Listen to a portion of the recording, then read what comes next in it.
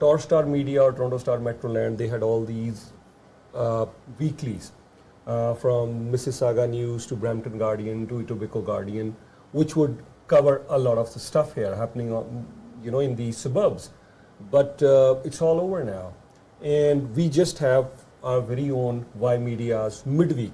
That was our flagship product 25 years ago, and Midweek is still going strong. So first things first, we need to make sure, even if I can show you a few pictures of Midweek, this week's edition, you would see, Midweek now is right across GTA and is covering from Markham to Scarborough to Toronto to Vaughan to Brampton, Mississauga, Oakville, Caledon, Hamilton, Stony Creek, Kitchener. So there's a lot of coverage that you will find, a lot more coverage that you'll find in Midweek newspaper. So we need to make sure that yes, the gap, the vacuum that has been created with the local newspapers or ethnic newspapers, there's no free English newspaper in GTA now except Midweek. This is the only one. And if you look at this coverage, so we're doing a lot of that coverage, number one. Second is that yes,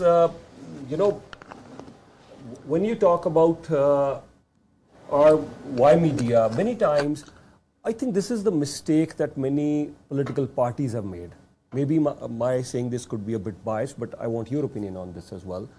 I think sometimes the political parties, when they think about ethnic media or South Asian media, they think about pockets of Brampton, Mississauga, maybe Markham, Scarborough, Surrey, Calgary, Skyview area or Surrey area, that's about it.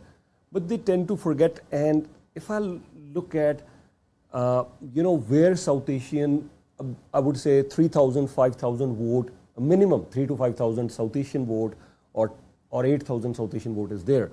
Out of the 343 ridings, I can easily pinpoint 100 plus ridings today. 100 plus ridings out of the 343 where the South Asian vote is a minimum 3,000, 5,000, 6,000, 8,000, 10,000 or in certain ridings even more. Around 30 to 40 ridings whereas 10,000 more. Around, I would say, 2 dozen, around 25 ridings, it's all South Asian. The candidates, the voters on all parties. The South Asian vote is the deciding. But 100 plus riding, the South Asian community is active for a minimum of 3, 5 or 6,000. So this is the point which I would say many political parties are missing today. We as a media, we realize that. We clearly realize that. I can tell you from Oshawa, Bowmanville, Oshawa, Pickering, Ajax, Richmond Hill, Markham, Stowell, Newmarket, Aurora, King Vaughan, Etobicoke Centre, Etobicoke Lakeshore, maybe not that much, then Etobicoke North, then you come to Brampton, 6 ridings, and 6 ridings in Mississauga, Oakville East, Shore, Oakville West as well, then you have Burlington, then Halton Hills, and then you go to Kitchener, Conestoga, Kitchener South, Kitchener Centre, Cambridge, Guelph, Hamilton, Stony Creek. These are ridings. I'm just talking about GTA. Yeah, there's also Scarborough. Yeah, border of York Region and all of that, yeah. All of that. Scarborough as well. So I'm just talking about GTA here now, and then of course there, one of the maximum population is there in Toronto as well, the South Asian population. Then you quickly move on to those ridings in Vancouver, Surrey area, and then there are ridings in Calgary, Skyview, and so many other ridings in Calgary, then Edmonton. The interesting part is today the mayor for Edmonton and Calgary, they're both from South Asian origin. Edmonton, Amarjeet Sohi, he was there in federal politics as a minister, now he's the mayor there. And then same, you have a mayor, Jyoti, from South Asian origin in Calgary as well. So we realize, the point that I was making is we realize our responsibility that if we are serving our demographic in 100 plus ridings minimum, we have a huge responsibility not only in giving up to the minute news regarding elections, but also giving them a perspective. Every issue that is being announced, every policy that is being announced by any political party, so we give them a perspective of that policy. And not only we're providing them coverage in English, but we're also providing them coverage in Punjabi, Hindi, Urdu in their own language as well. I mean, for those who may not be relating that well with English language. So here it is in English for you, for all our audience who understand in English, but also in regional languages, Punjabi, Hindi, and Urdu. So we clearly realize our responsibility. So and the other part is that today what happens is, like just Donald Trump announced tariffs. If I look at the Canadian media landscape, it was discussed from the US perspective, Canadian perspective, Europe, China, that's about it. India was slapped with tariffs as well. There was very minimal discussion about India in the Canadian media, and that's where we come. As much as we're discussing Canada, US, as much as we're discussing US, China, US, Europe, but we're also discussing the tariffs against India. I mean, the pharma sector won't be hit. Is the IT sector hit or not? Is their auto sector hit or not? What else is India exporting? India is one of the 5 largest economies at a global level today. And we are also discussing from the Canadian perspective. We're talking about diversifying our trade, which I'm sure we'll be talking. I want to stick to Ymedia political sense if we're talking, but just I don't want to digress too much. But when we talk about Canada, we're looking for other options to diversify. But what are the other options available? Asia countries, the 10 Asia countries, Indonesia, Malaysia, and all those countries. I mean, how much of an economy are we looking there? What are we going to sell there? What are we going to buy from them? What sort of trade are we looking at that side? China, we're already facing challenges. Russia, Iran, we don't have good ties. Saudi Arabia, maybe we're trying to mend our ties in the Middle East. But then India also, are we going to really once again have good relationships with India and the US? What are the challenges that we're facing? But I want to ask your perspective at this point regarding Ymedia political Sensex. How have you seen the landscape change? You've been a candidate yourself, and you've seen how things happen behind the scenes when it gets really closer to the elections. Now we have not much time left right now, and every party is trying to get past the finishing line. You've been a candidate. How things operate and how things have changed from 2010, 15, 19 when you were a candidate, and now here we are, 2025. Well, I mean, being on an election on a campaign level, there's so many different aspects of it, right? There's like from the aspect of a campaign worker, contributing, whether as a volunteer or core person or as a candidate yourself. It's chaos, right? It's actually described as organized chaos because there's so many moving parts. So I can go from a micro level, as in such a campaign, and I'll go from a macro level. On a micro level, if you're the candidate, you're having to, make sure that you're doing the fine line of making sure if you're running for a party, whether it's provincial or federal, that you're going through what the party lines are, because the party has its own policies, so you can't make up policies as you go, even, if you'd like to when you're asked questions. If you're running somewhere here, like in Brampton, there's so much media access, right? So therefore, you're always asked so many different questions, and it's very important to know where the party stands on specific issues, what are they, and then of course be able to balance that with the local riding issues, right? So sometimes the party policy may take a stance that goes against what your constituents do, for example, the local economy or specific foreign policy, whatever the case is. So it's a very fine balancing act to do that, to be able to, because at the end of the day, as a candidate, you do realize that you're running for a party and the leader's message is important, but also you do realize that the people you work for ultimately are your constituents who are going to vote for you. And as a public servant, you are getting paid by the taxpayers. So really, your boss is your constituents,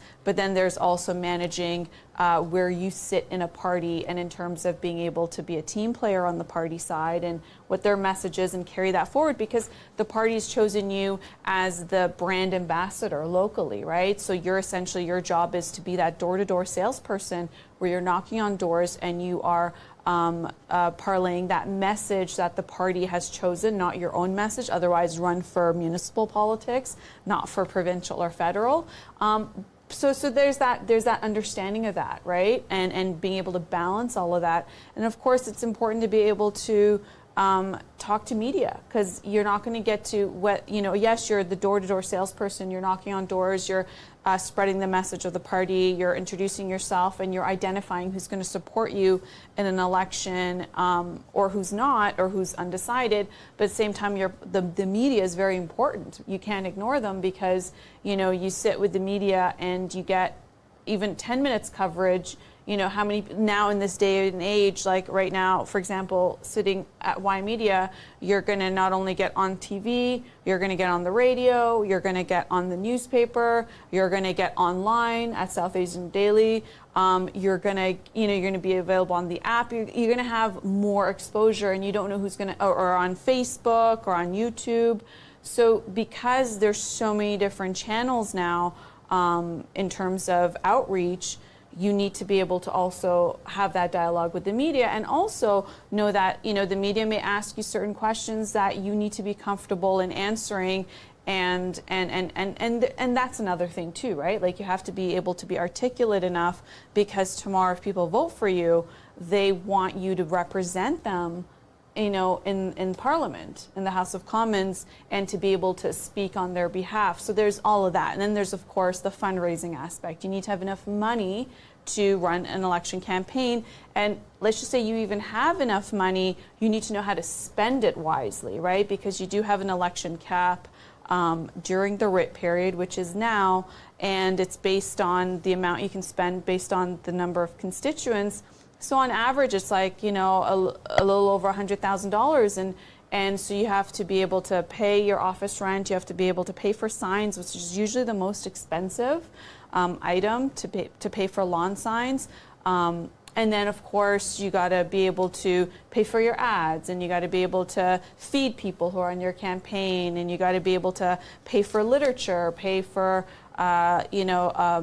Canada Post to be able to distribute it. So there's so many items, and then of course you want to have a good solid budget for just get out the vote, right? Your get out the vote is, advanced polls will happen, and an election day will happen, and you need to have a solid budget for making sure you have the right literature, and your literature is going to change, right? Because what's going to be at the start of the campaign is going to be different at the end, and to be able to mobilize. So not only is it about making sure you have the money, but also how do you use the money wisely, because you can't overspend. These are election laws. It's governed by Elections Canada. It is a criminal offense on how you get your donations and how you spend during the writ period. So you need to have a very good financial agent that's overseeing your election stuff. And so there's that. And then of course you need to be able to attract as many volunteers and campaign workers, right? So for example, volunteers are great. They'll come,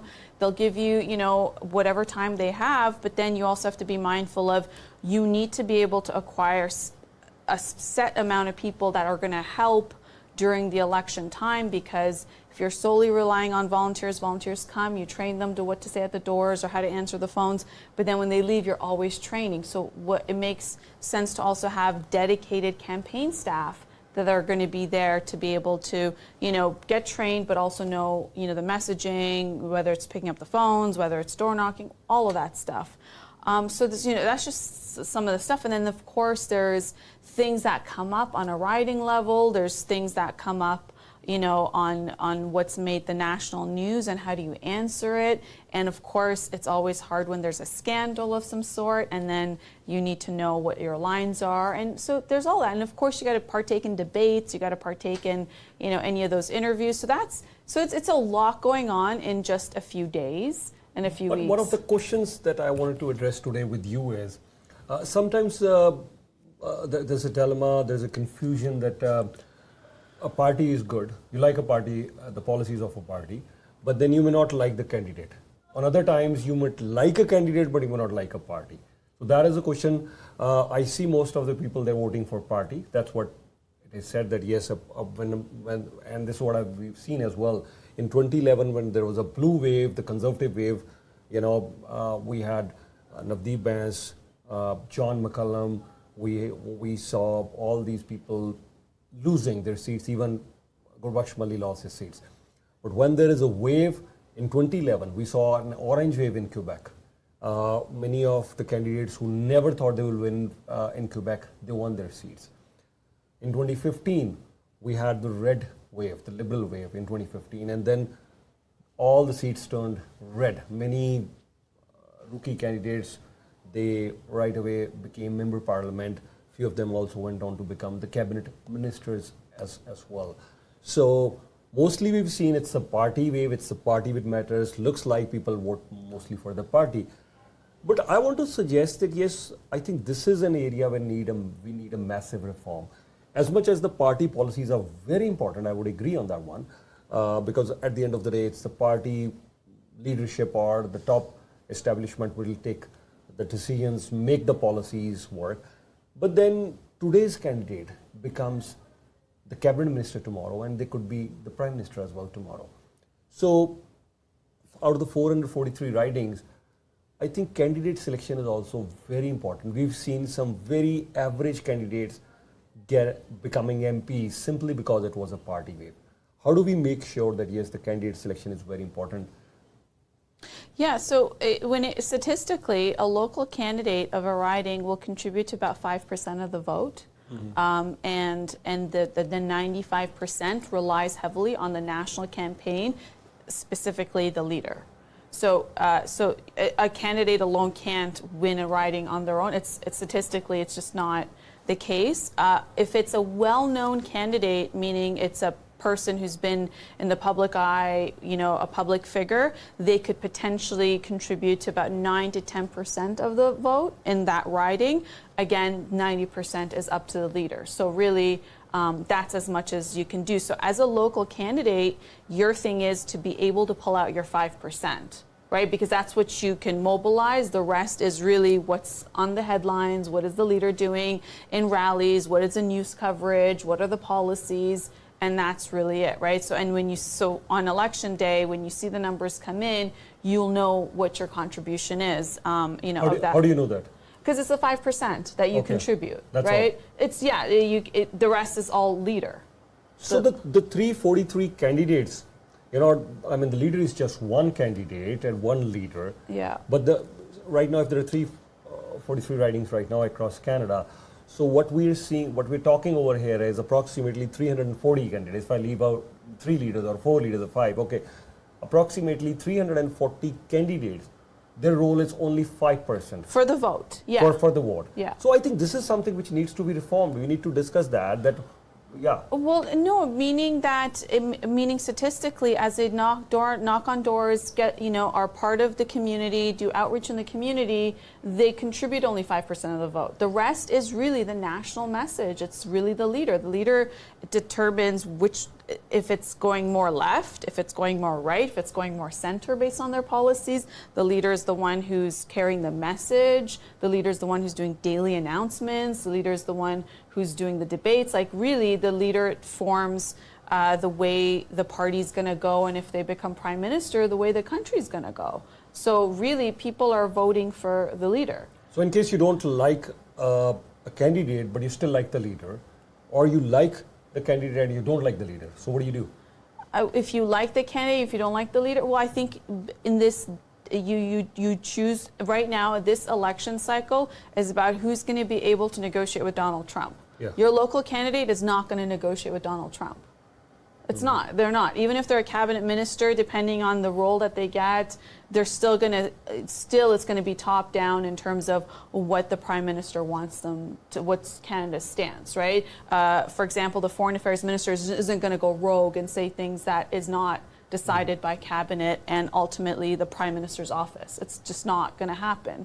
So what you're looking at is who's going to be the person who's going to be there for 4 years, if it's a majority, who's going to be able to talk to President Trump, who's going to be able to negotiate with President Trump, who's going to have the interest of Canada at heart, and who's going to do well for Canada, aside from dealing with the U.S. and with its other allies, but also what is it going to do domestically when it comes to the Canadian economy and have a Canadian vision, the future. So yeah, so that's what I would say. If you don't like the local candidate, then that's okay. It's you're looking at Canada as a whole. Okay. And at this point, you rightly said so. I think everyone is looking upon who will be better positioned to deal with Donald Trump. And let's try and address the question, why media political Sensex? Here at Why Media Political Sensex, every week, every day, Why Media Political Sensex keeps on changing. So what is the Why Media Political Sensex saying today right now? So stay tuned with always with Why Media or Why Media Political Sensex. We'll give you an update who is winning the elections right now, who is ahead right now. So as we talk today, we are here in the almost the second week is ending. So before we head towards the third week, so third week is starting, second week is ending. We still have time for the debates, but what is the current scenario right now? So now if we look at the national level, I'll just put out the numbers that from Why Media Political Sensex, what do we see? And then I'll see what you have to say. Why don't we start with the British Columbia? I think British Columbia, I think last time when we saw British Columbia, we had a three-way race in British Columbia. 15 seats for the Liberals, 15 for the Conservatives, and 13 seats for the NDP. NDP won 25, but a vast majority of their seats was from this place. They won 13. So now we have 43 seats in British Columbia.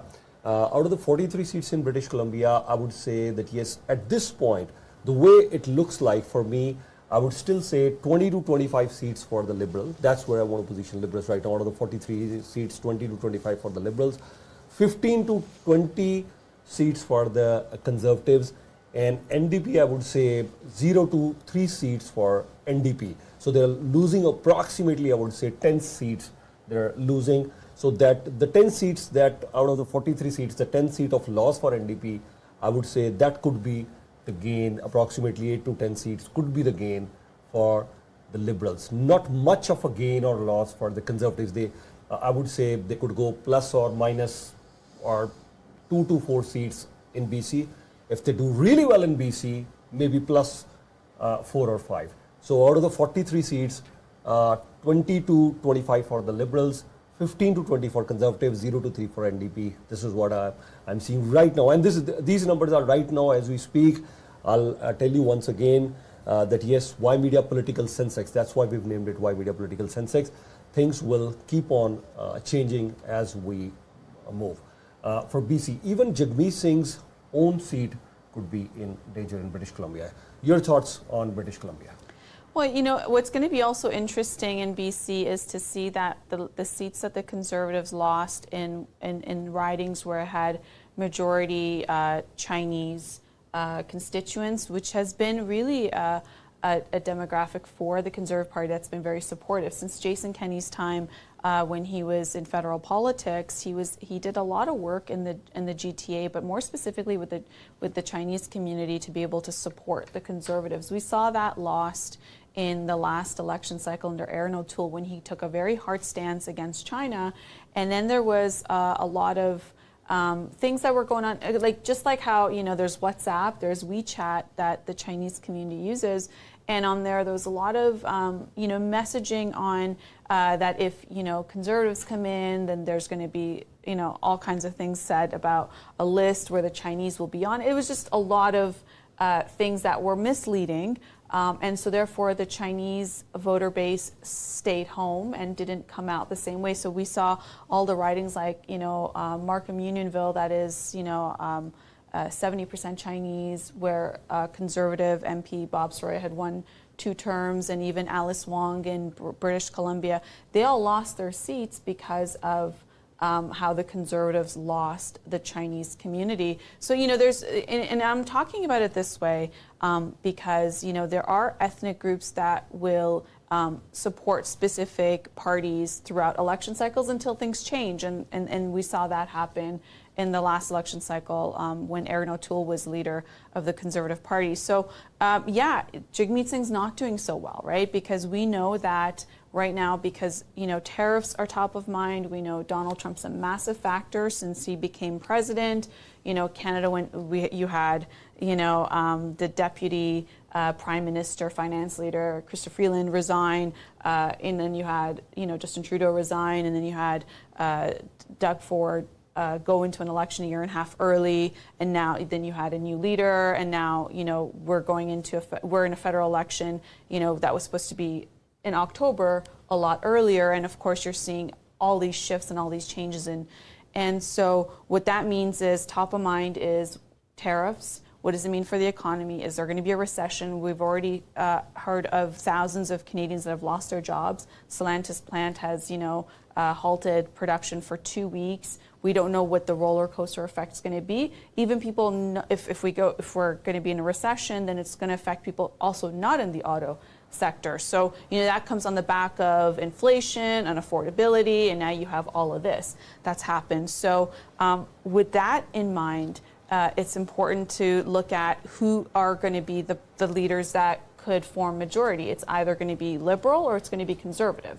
NDP has been doing worse every election since 2015, right? So they've just had less seats and less seats and less seats, whereas, in prior to the 2015 election, they were the official opposition. So we know now Jagmeet Singh has seen those numbers, and that's why he's saying, if I become leader. He's no longer saying if I become prime minister, because it's just not there, right? The Liberals have been doing better in the polls because they're taking the votes from the Bloc Quebec and the NDP. The Conservatives have stayed fairly solid with their base.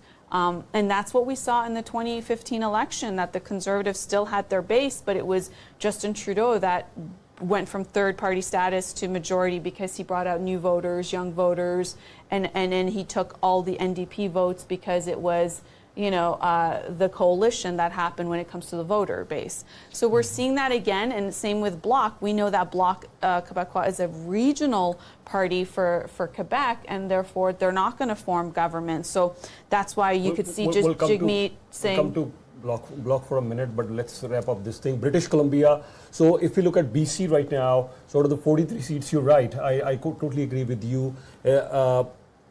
13 seats they got there in British Columbia, but now what we're seeing is they're almost being decimated to 0 to 3. So not much of a room there for NDP to grow there.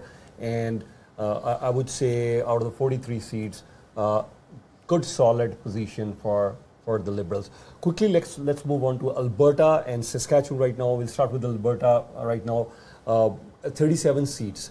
They were at 34 earlier, but now it's 37 seats. There has been an increase in 5 seats altogether from 338. Now we are 343, but 3 additional seats just for Alberta itself.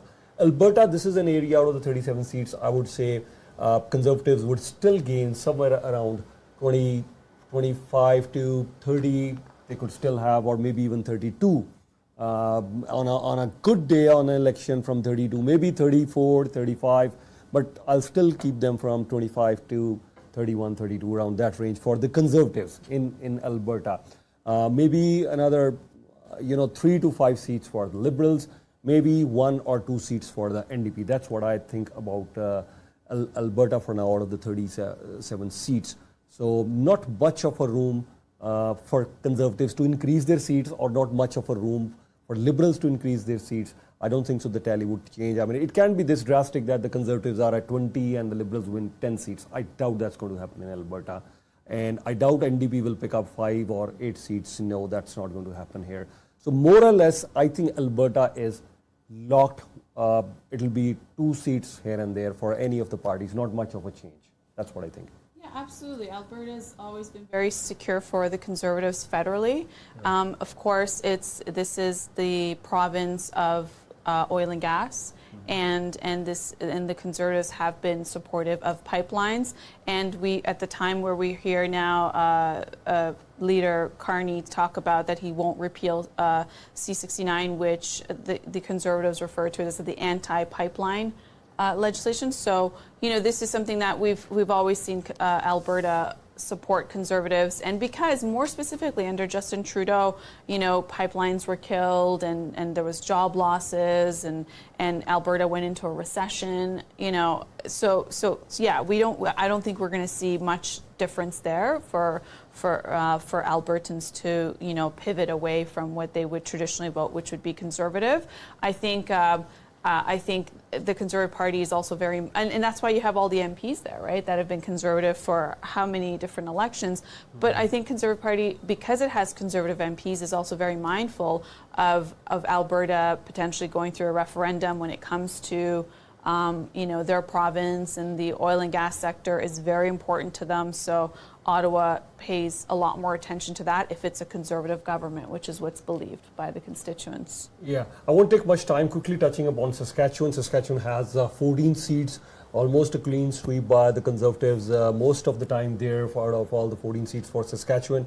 But this time again, I don't think so much of a change. Maybe a couple of seats for Liberal. NDP, I don't think so. They'll be able to open their account there. But once again, Saskatchewan, because of the oil and the things that you just mentioned for Alberta, not much of a change there we're going to see there. And quickly moving on to Quebec now. You're talking of Quebec.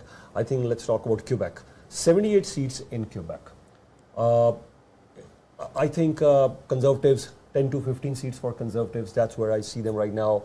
40 to 50. This is the first time in my 25 years I'm giving, on the top side, 50 seats for Liberals. I could see that. That could happen. But maybe I would say 38, 35, 38, 40, 45, or maybe they could touch 50 as well. For the bloc, I don't think so. More than 15, 20, a max could be 25 for them. Conservatives, 10, 12, 15. That's where I see Conservatives. NDP, 0 to 2 seats for them. This was the very province, the orange wave in 2011, as you were mentioning earlier, Jack Layton becoming the leader of the official opposition. This was the place where we saw Tom Mulcair. This was the place where orange wave, everything happening in Quebec for NDP. But I don't see anything happening for them here in Quebec. So not much of a change. The only best change from last elections I see is Bloc losing 8 to 10 seats to the Liberals. Other than that, I don't see.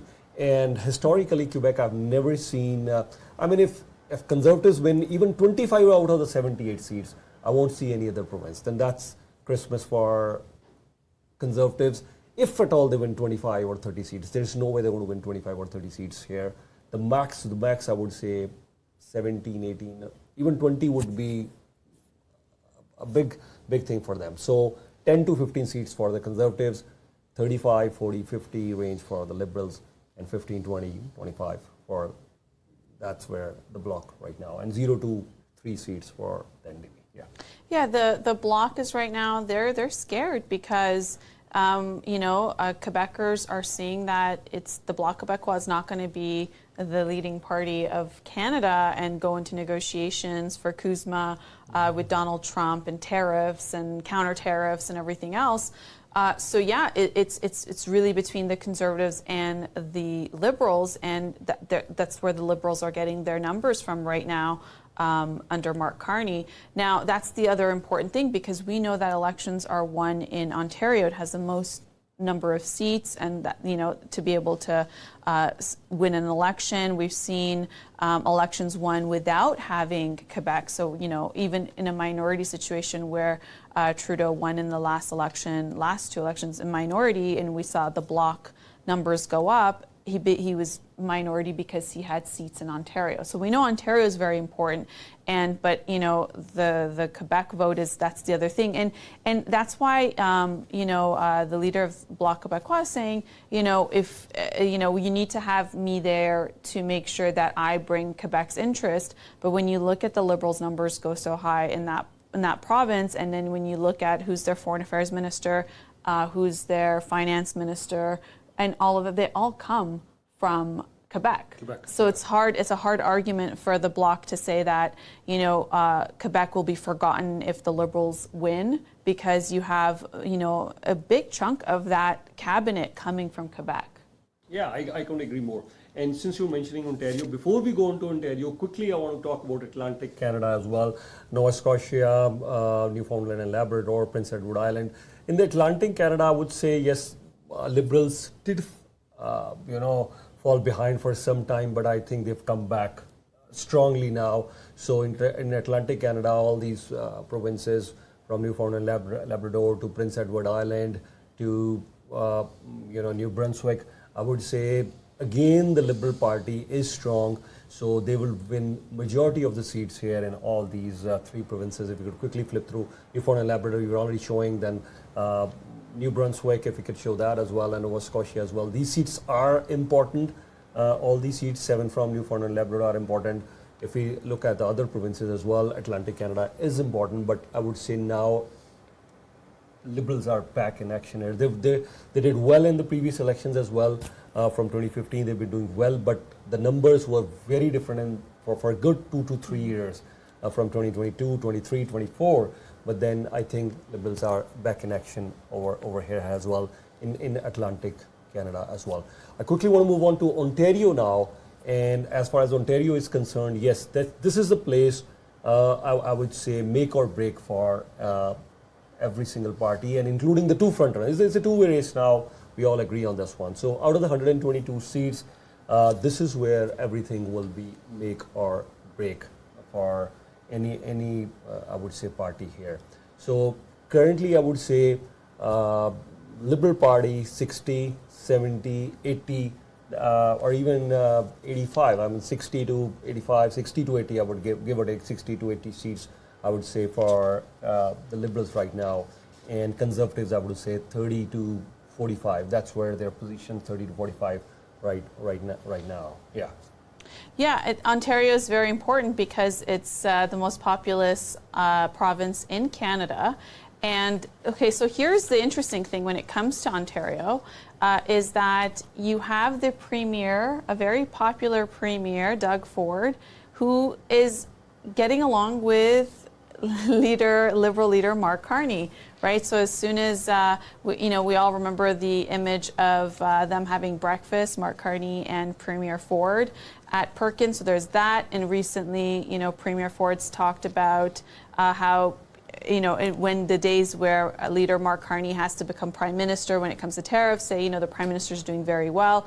So, you have that, which is, high on top of mind of why is it that the premier of Ontario, a conservative premier, not necessarily having a relationship or supporting the conservative federal leader, Pierre Poilievre. So that's really raised some, concern there. And so when it comes to Ontario, this is key battleground. We know that under Stephen Harper, when he won the majority back in 2011, it was all the 905s, right? Did really well in York Region. And we saw that lost in the subsequent elections where the York Region has gone Liberal, and even seats that I was saying with the Chinese community and some of Markham seats lost to the Liberals that were carried by the Conservatives for, a couple of elections or so. So this is also a very key battleground of, what does it mean? That's why we're seeing, Pierre Poilievre, the Conservative leader, do a lot of events in Ontario. But, traditionally, and that's why we also see Jagmeet Singh come along to Ontario, because there are those seats in the downtown core that are NDP, whether, on a provincial or a federal level, and he needs to be able to secure those as well. So it's very critical to be able to watch what's going to happen in Ontario. And of course, we know that some of the candidates that were no longer candidates that were removed from either side, whether it's Liberal or Conservative, came from some of those ridings in Ontario. So that's a very quick turnaround time to be able to get candidates in some of those seats before there's the Election Canada deadline. So what that means is, as a local candidate, you have to register to be on the ballot with Elections Canada, and there's a deadline. And if that deadline's missed and you're not on the ballot, so there you go. So if if you're not the candidate on the to put your documents in with Elections Canada, then you're not going to be on the ballot and you can't get the vote. So there's that quick turnaround time because the Conservatives lost 4 candidates. I think the Liberals are at 3. Yeah. There's a change, but I guess after Monday that's not going to be a situation. Yeah. So since you're mentioning Ontario and I want to talk here at Ymedia Political Sensex. Where do we stand in GTA? Because I think this is the place in Ontario, out of the 122 seats, if at all things would change, if at all the Conservative have to form the government, this is the place they need to work very hard. Why I'm saying this is the place? Because in Quebec, they can do whatever. They can do whatever. The maximum change would be 5 seats. That's it. There's no way they're going to get 25 seats. And for Liberals, that's the start. 25 or 30 seats is the start for Liberal. This is the maximum Conservative can go. Even in 2011, they won only 5 seats when Conservatives won a majority. So I have not seen them winning 20 seats there in Quebec. So there is no way anything much can be done. So talking about British Columbia, not much of a change there.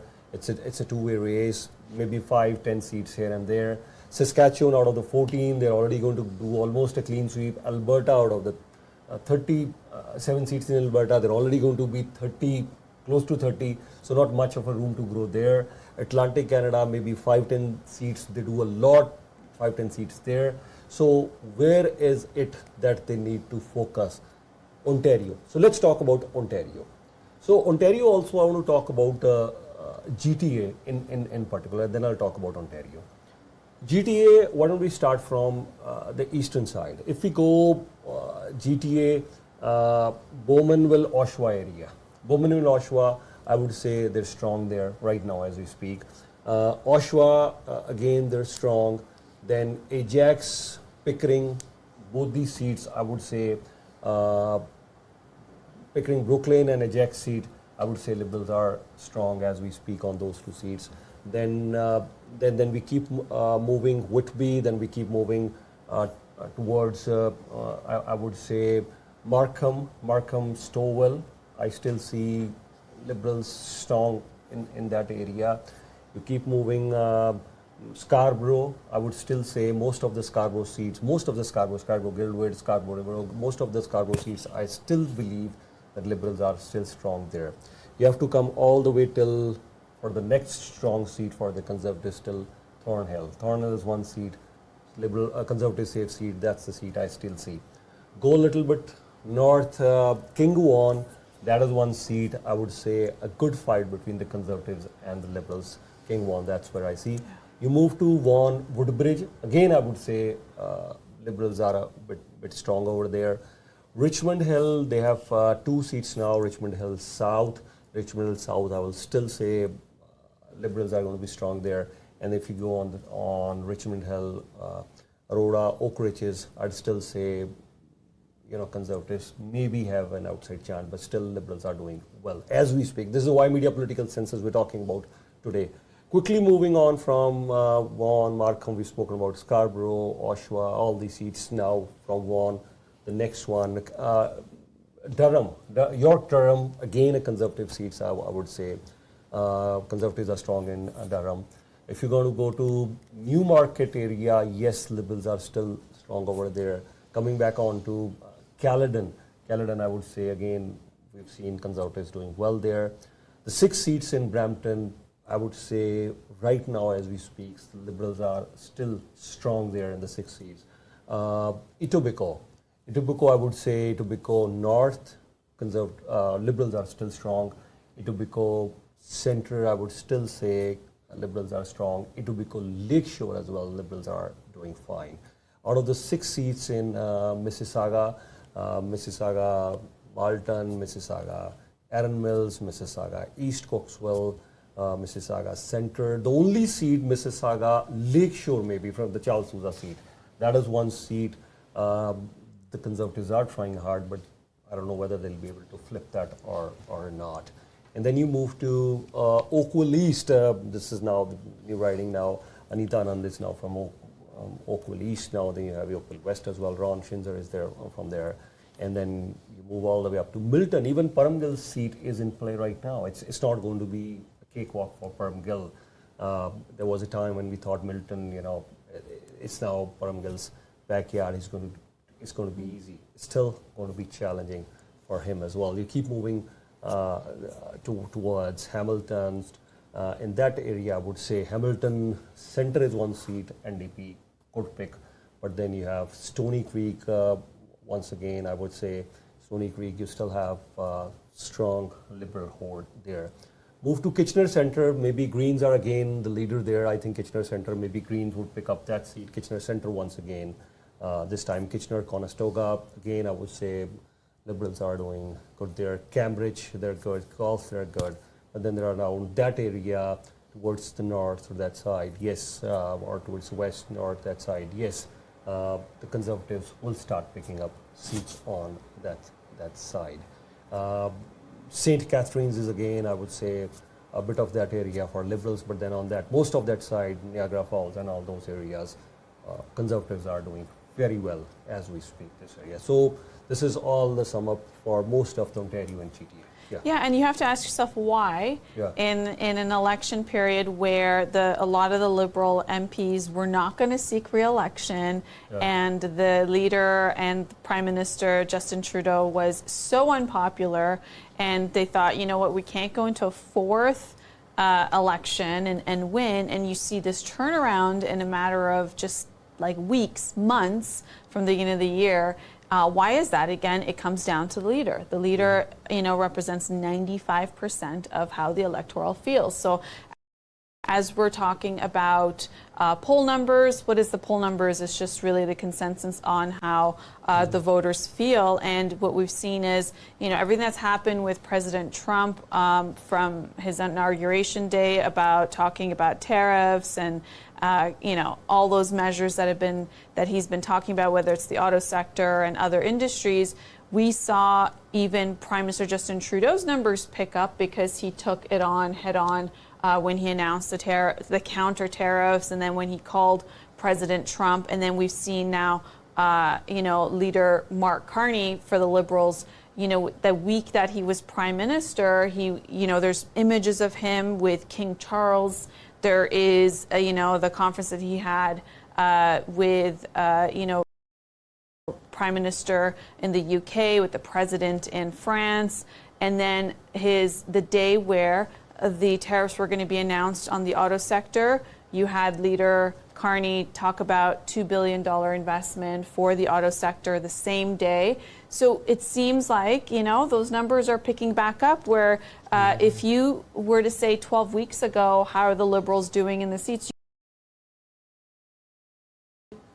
Everybody guessed, because for 2 years, the Conservatives were up 27 points ahead of the Liberals, and so everybody assumed this was going to be a clean sweep for the Conservatives. So every riding that you just named was, it was projected to be Conservative, and so in this era of the Trump era, as we can call it, things have shifted, and in this case, in a time where the incumbent government was going to be held to their account of an affordability and everything else that Canada's been going through, is now having the advantage, because when there are conversations with the United States and elsewhere, you have leader Mark Carney become Prime Minister Carney. He's at the podium, he's speaking, and if you notice, he does not have any of his cabinet ministers behind him, because nobody wants to remember those days, right? Nobody wants to see Chrystia Freeland. Nobody wants to see... That's a very important point. I never thought of it. Right?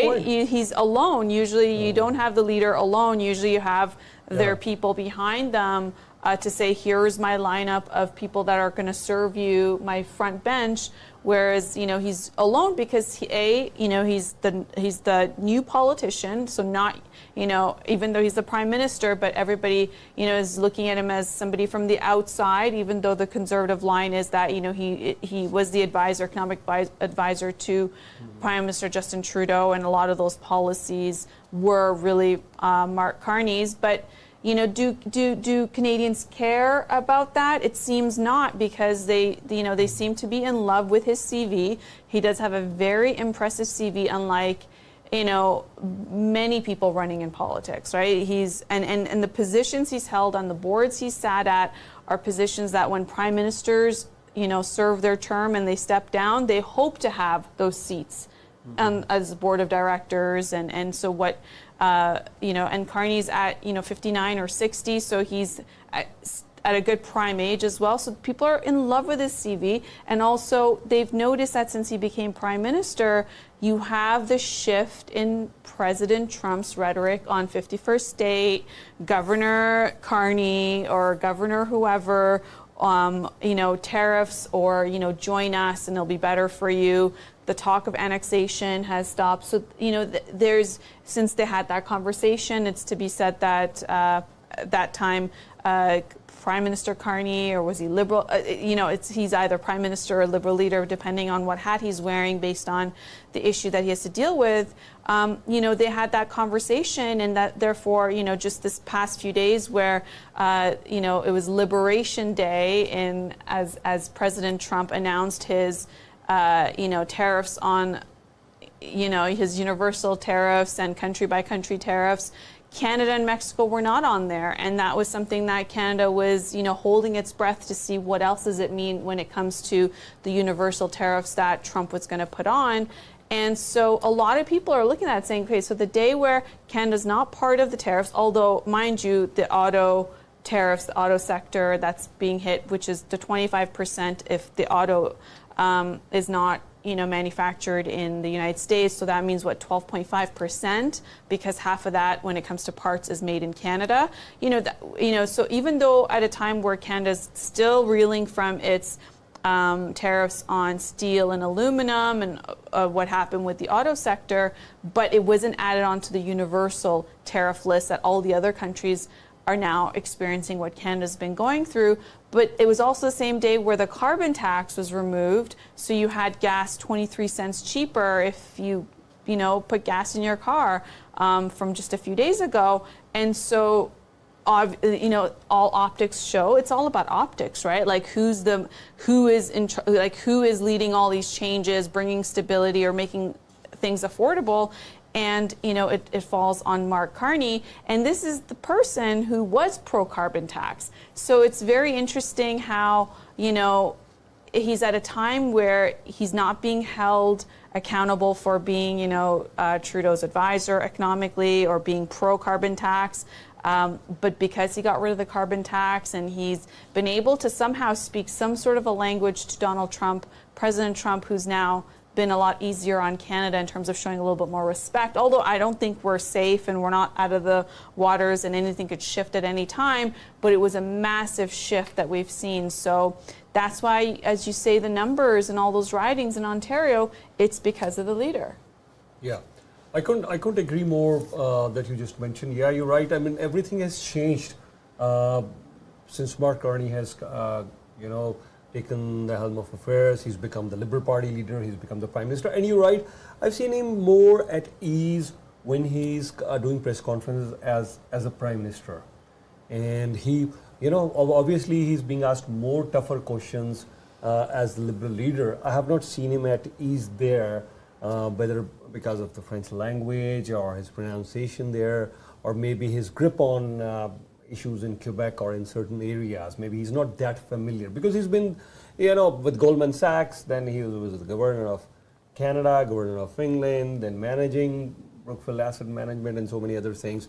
So maybe the nitty-gritty things are really at the grassroots level.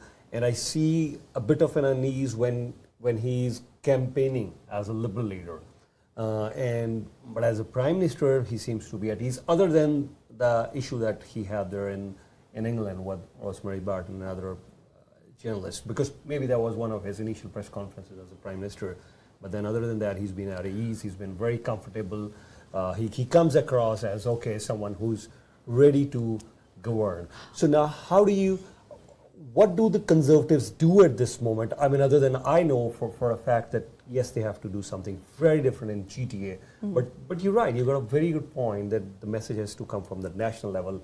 That's how all these ridings would change. So what should be the Conservative strategy now? So the Conservative strategy, which has been said for quite some time, and we're still, we're midway in this election cycle, is that, the Conservative leader, Pierre Poilievre, is still running a campaign against Mark Carney and the Trudeau Liberals and the Mark Carney Trudeau Liberals, or, carbon tax Carney.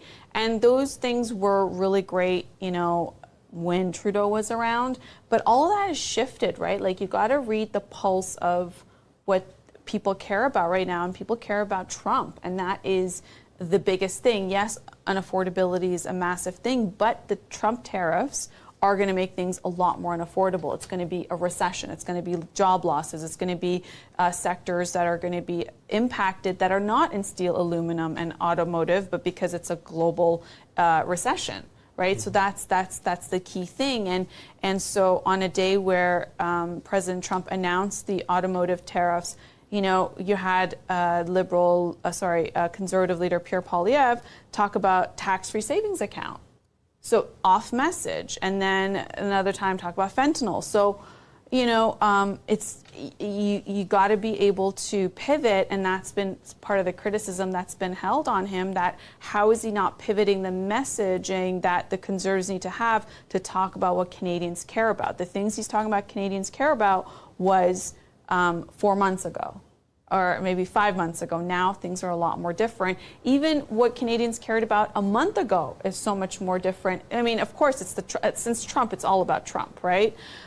So that's, we've seen the shift in that, where now he's on message on the tariffs, because really this is not an election. And then this is the same campaign we saw Doug Ford run. He wasn't running an election campaign provincially against Liberal leader or NDP leader. He was running, to run for premier, he was still running a campaign against President Trump. And we saw that, he was able to get another third majority. When we saw the Liberal leader provincially run a campaign on just normal provincial issues and against Doug Ford, it didn't do so well. She didn't even win her own seat, right? Bonnie Crombie we're talking about. So that's important, and that's why you had the, this is of note, again, the campaign manager of Doug Ford, Corey Tenaik, who served as the communications director for Prime Minister Stephen Harper, and who's a conservative and a conservative operative, and he ran Doug Ford's 3 election cycles, 2018 and 2022 and 2025, and won 3 majority elections. He went on to the media, which is very unlikely for a conservative veteran operative to go on the media and say that Pierre Poilievre and the Conservatives are off message. So you have that line of attack coming, and it's not necessarily an attack. There's some justifications of what he's saying, but voicing that publicly already shows that there seems to be tension on the federal campaign as it's going on. So how do the Conservatives make it back? Well, this next week is very important for the Conservatives, because now that they're talking about Trump, we're talking about tariffs. What are they going to do in a time where the tariffs will be there? We don't know how long they're going to be there. What does it mean for businesses? We've heard Pierre Poilievre talk about the counter tariffs. Whatever money that comes in will go to those sectors, will not be held by the government. At the same time, Mark Carney is taking a lot of those conservative ideas, like removing the carbon tax, like the money that comes in from the tariffs, putting it back into the sectors that are most affected. So Mark Carney is really taking the Liberals to the center, where you had Justin Trudeau really take it to the left into NDP territory, which is the interesting thing, because you think it leaves a vacuum for the left, but Jagmeet Singh's not doing well. So yeah, there's a vacuum for the left. That seems to be because Mark Carney's brought the Liberals to the center, where Pierre Poilievre was on many of these issues. So now the pivot has to be, does Pierre Poilievre take the Conservatives more to the right? And to be able to secure that, because Mark Carney's really taking a lot. And so what does that mean? So there are Liberals who are fiscally responsible, right? So there's the tent of Liberals, and there's Liberals who are very left, there are Liberals who are very moderate, and there's Liberals who are fiscally conservative. They were probably going to vote for Pierre Trudeau. Sorry, what am I saying? They were going to vote for Pierre Poilievre from 5 months ago, right? Well, we saw Pierre Poilievre's numbers doing so well. Now they could come back to the Liberal Party because of Mark Carney. Then you also have all kinds of conservatives. You have social conservatives. You have fiscal conservatives who are conservative on finances, but generally liberal on social matters, they are also being attracted to Mark Carney because he's going to the center. And at a time where you have the economy at risk, do you elect an economist or do you elect a politician, right? So that's the other thing. So as there's attacks made on Carney and his record, really, are Canadians looking for an economist and somebody who says, hey, you know, Canada is going through a hard time, so I put up my hand, regardless of what happened with Brookfield's asset management in terms of taking HQ down to the United States? Are Canadians going to care about that, or are they going to say, you know, Mark Carney's the man of the hour? Are they going to care about his, you know, like offshore accounts and all the things that don't seem so Canadian? Do they care about those things, or advising Justin Trudeau and them not liking Justin Trudeau? Or do they say, this is the man of the hour because he's got the experience, he's an economist, we need the economist. And also, we've seen you as Prime Minister because you talked to President Trump, you saw King Charles, and you went to see our allies in the UK and France, and now we've seen you in the role. And those are things that the Pierre Poilievre hasn't had a chance to do. He hasn't had a chance to go see King Charles. He hasn't had a chance to get on the phone with President Trump. He hasn't had the chance to do any of that. And the other thing is that the media is not allowed to usually. So the Liberals have the media with them at all the events. When it comes to the Conservative campaign, the media has to find their way to the campaign events, and so they're not. So the Conservatives are not getting the same sort of coverage because they didn't bring along the media the same way. And there's been a lot of news that's come out that they're, you know, asking the media what questions are you going to ask of the leader, will allow you or not allow you, will allow you a follow-up question or not. So you do need the media. Like, regardless, you know, this is a national campaign, and the only way people are going to know what you're saying, okay, yes, they can go to your YouTube channel and they can go to your social media to see what you posted, but really you need to be on the news and covered by mainstream and ethnic and all kinds of media to be able to cover you. And so the level of exposure Mark Carney has, whether he's just the Liberal leader or Prime Minister Carney, is incomparable to the other leaders. Now, the other thing is there is going to be the English and French language debates that are going to come up that are 10 days before Election Day. And we already know the bar is very low for Mark Carney being a debater. We already know that he's, you know, he's not the best debater. We saw him in the leadership debate, and that wasn't even a debate. That was a conversation between, you know, the Liberals, and they were all very nice to each other. So I think the bar is also low. So we do expect to see Pierre Poilievre perform because Pierre Poilievre has been known as the party bulldog, right? And meaning what that means is he's been very good at prosecuting from an opposition standpoint, right? So we saw him prosecuting. Do you remember Bill Marneau when he was finance minister? We saw him prosecuting, you know, Justin Trudeau. He's very good at that, right? So now also, we need to see Pierre Poilievre more statesman-like, because people, when they want their prime minister, they don't need that sort of attack, you know, personality, aggressive personality. So now the Conservatives also need to get someone else to do that line of attack and have the leader. This is like politics 101. You know, you can't, the leader can't be the aggressive guy. It has to be the statesman, has to be the calm, collective, and, you know, be able to articulate. And so that's the, again, other shift that Pierre Poilievre has to make to be more prime ministerial, which he's shown. He's shown us he's able to do that. We've seen him in you know, many different settings where he's able to do that. But then there's that other side of that comes out that he's been doing for many different terms, which is, you know, the sort of not investigative style, but the more, you know, a prosecutorial side of how he does things. So we're going to see that. So we're going to see the debate. He's going to perform very well, of course. And of course, Jagmeet Singh, he's, you know, also a veteran politician. So Mark Carney's probably not going to do as well on the debate, but is it going to be held against him? Is it not? You know, we you know, I don't think debates finalize everything because you still have those 10 days that's going to be seen. So it's going to be very competitive, but, you know, Mark Carney is, you know, right now, like the way things have been positioned in terms of what's happening with the United States, what's happening with the global climate, what's happening with the economy, you know, he's getting all that airtime. Yeah, and do you think that all those issues, you know, as you were mentioning earlier, we've seen that. You're right. I mean, Bonnie Crombie, she spoke about the right issues. I mean, healthcare, she spoke a lot about healthcare. She even promised a family doctor.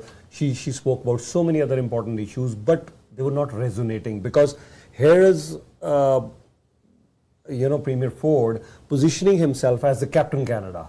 So whether there were very important issues regarding affordability, housing, healthcare, education, Bonnie Crombie was talking all that, but they didn't really resonate.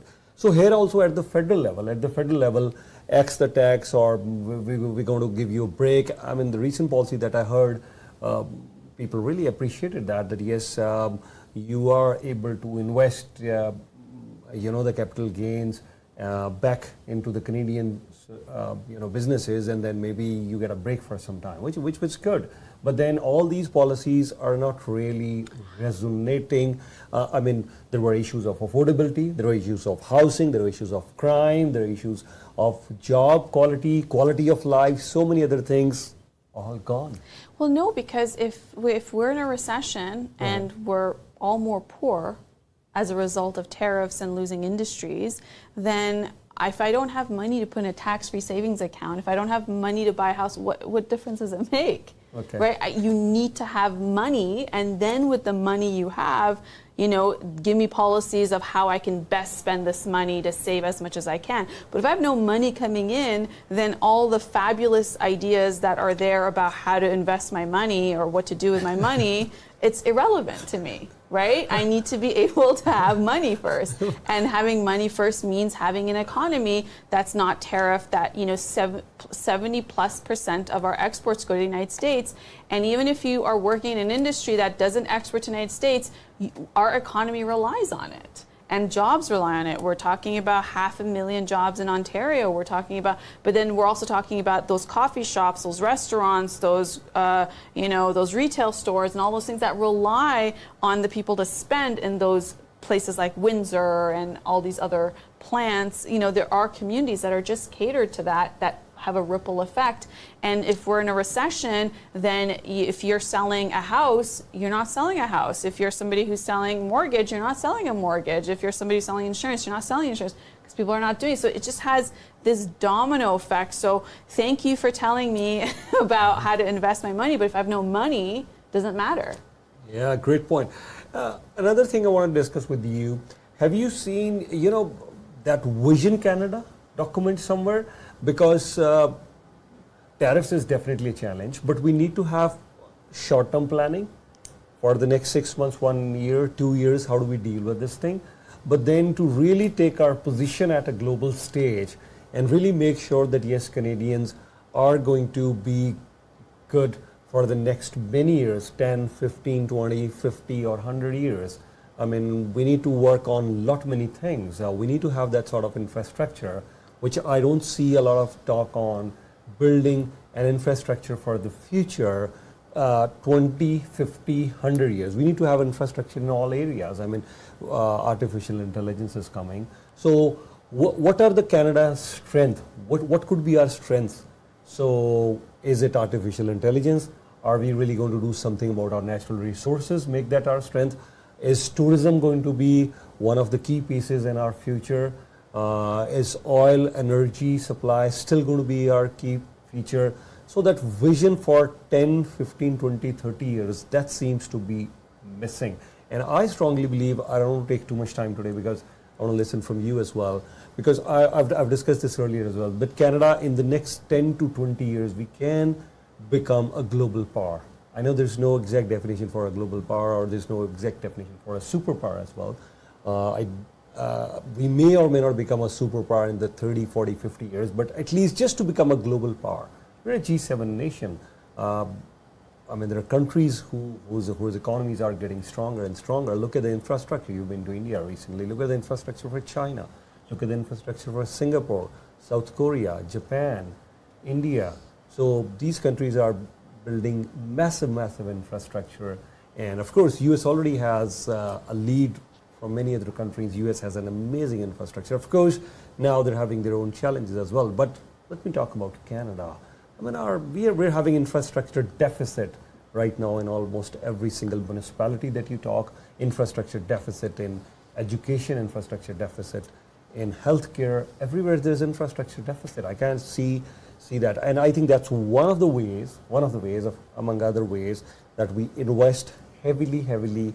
That'll help us generate more jobs, good economy, and how do we move around people, and then that's going to help us. Yeah, okay, so it's many-fold. I think it's multiple things at the same time.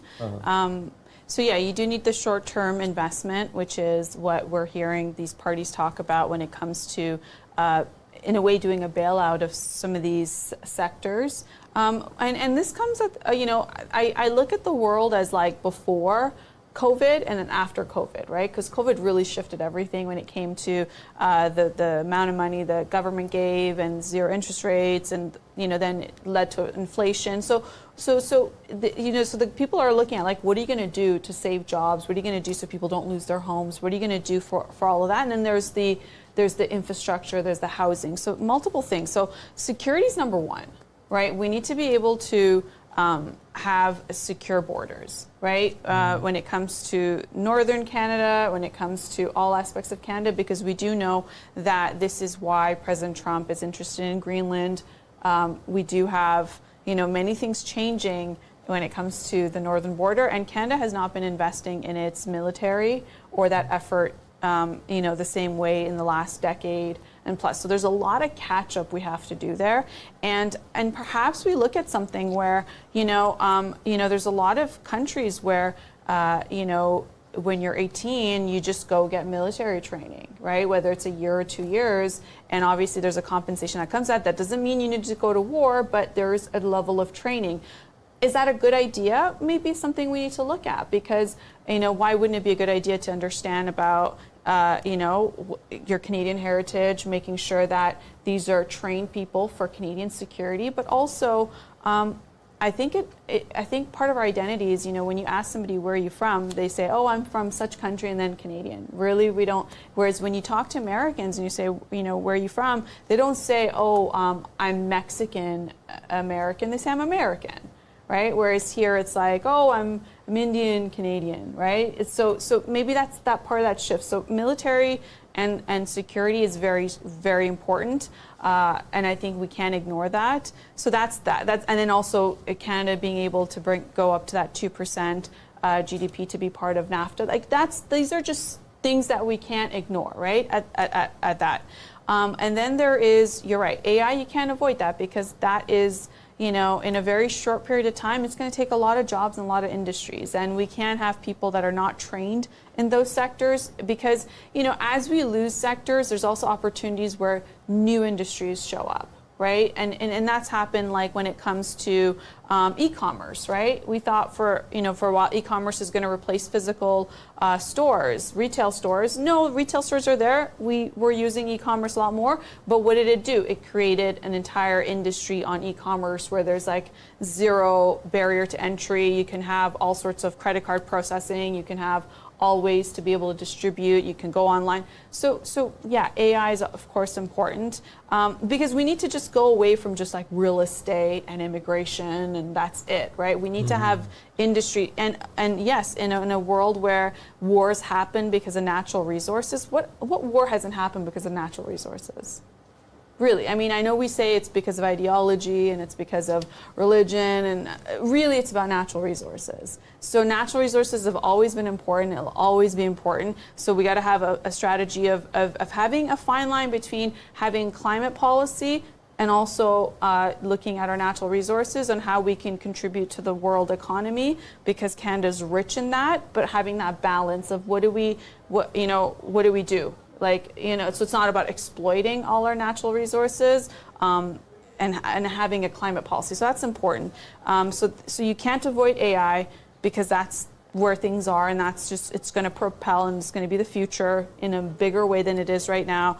You can't ignore natural resources, because oil and gas are needed, everything else that's needed. Even if you want to have an EV world, you still need lithium, you still need natural resources. You need security in a world where everybody is now looking at self-protectionism, right? It's no longer like, oh, we're allies on ideology. No, it's like it's very transactional, and security is very important, especially having President Trump make the claims he has. I think we need to take that very seriously. I'm not saying they're going to annex us, but it wakes you up saying, well, where is our level of security? Why are we relying on the United States to pay for, the fair share on NAFTA, and we don't do it, and yet, we show up. NATO, yeah. So those are things that we can't ignore anymore. And then, of course, infrastructure is important, because if you are going to have a strategy on natural resources and having, mobilizing people to work and having an efficient marketplace, then you do need to have infrastructure to get to places. And that's important. India didn't become, in terms of like their GDP expansion and becoming, a bigger player in their economy if they didn't build infrastructure. They had to build infrastructure. Same with China. Really, we need to update the infrastructure. So it's some multiple things that need to be done on a very efficient level. So hopefully, whichever party that wins this election has very credible and competent ministers that are going to go into place to be able to do all these multiple things at the same time. I think that's our biggest hope, that we can have a very competent level of cabinet members that are going to be thinking this way, and of course the short-term planning of obviously bailouts and what they need to do with industries, but all those other things need to be covered too. One of the things that I see missing as well, many of the youngsters who would plan to vote, I'm talking about the age category from 18 to 35. Let's talk about them. So those, who are in the age category of 18 to 35, of course, the tariffs would affect them as well. It's going to affect everyone. But they are looking at, education. They're looking at their anxieties regarding affordable housing for them. Obviously, this is the time they're planning their finance as well. They're planning to pick up life partners as well. They're planning to build their careers, pick up some affordable housing. So what is in it for them in this elections for those who are 18 to 35? Yeah, and that's something that the leaders have to talk about. I know Carney's talking. Before I say Carney, Pierre Poilievre did really well the last 2 years speaking to those age groups, saying, 1835? Yeah, because talking about how you can't buy a house, you're still, he talks about the line of you're living in your parents' basement, you can't get ahead, he was able to hit those pain points and that was very effective. That's why the Conservatives were right on message on those things, and they had the 27-point lead over the Liberals these past 2 years. But now that it's shifted, yes, those things still are the case, but now it's been amplified with Trump tariffs, right? So it's if you couldn't afford it before Trump, now without, with a recession on the loom, how are you going to afford it, right?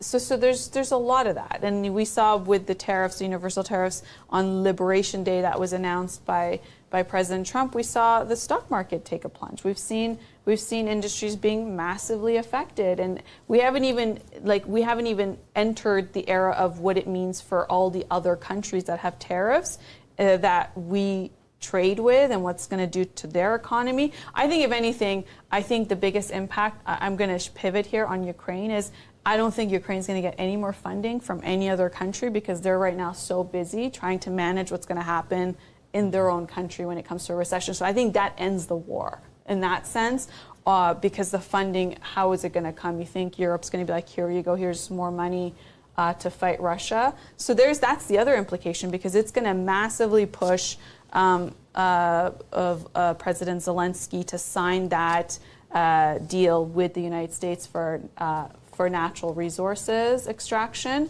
because who else is going to come, right? Who else is going to be there? So I think also the universal tariffs is going to, not only does it change global when it comes to global trade, but also impacts wars. It stops wars. Yes. Yes. At this point, why don't we shift, because that's our last topic for the day. Ymedia Foreign Policy Report. Tariffs. So we will talk about that, and then we'll call it a day. Regarding Donald Trump's tariffs, you're talking about Russia, Ukraine. Tariffs. He's hit with massive tariffs from Canada to UK to China, Vietnam, India, all those countries. He was showing a billboard style, his board, and then he had all these countries lined up that these are the countries who've been, putting tariffs on us. And of course, Donald Trump was saying that yes, it's been very challenging for U.S., because of all these protectionist policies by other countries, and now it's reciprocal tariffs. It's time for him. But I think, again, I could be wrong, and you just mentioned, the stock market, they're the first to react, and they know they think so for now, that this may not be right policy. Of course, I've heard some of the supporters of Donald Trump, they're saying, oh, it was just a correction, we've seen the stock market go up, now it's just a correction. Yes, the correction always happens, but then the stock market, US has been attracting investment from across the globe. US has been doing very well. The economy was good, job numbers are good, so you've been attracting investment from all across the globe. You've been at the forefront of the technology, innovations, everything comes from US, right? And I don't even see there wasn't any need to disrupt all this.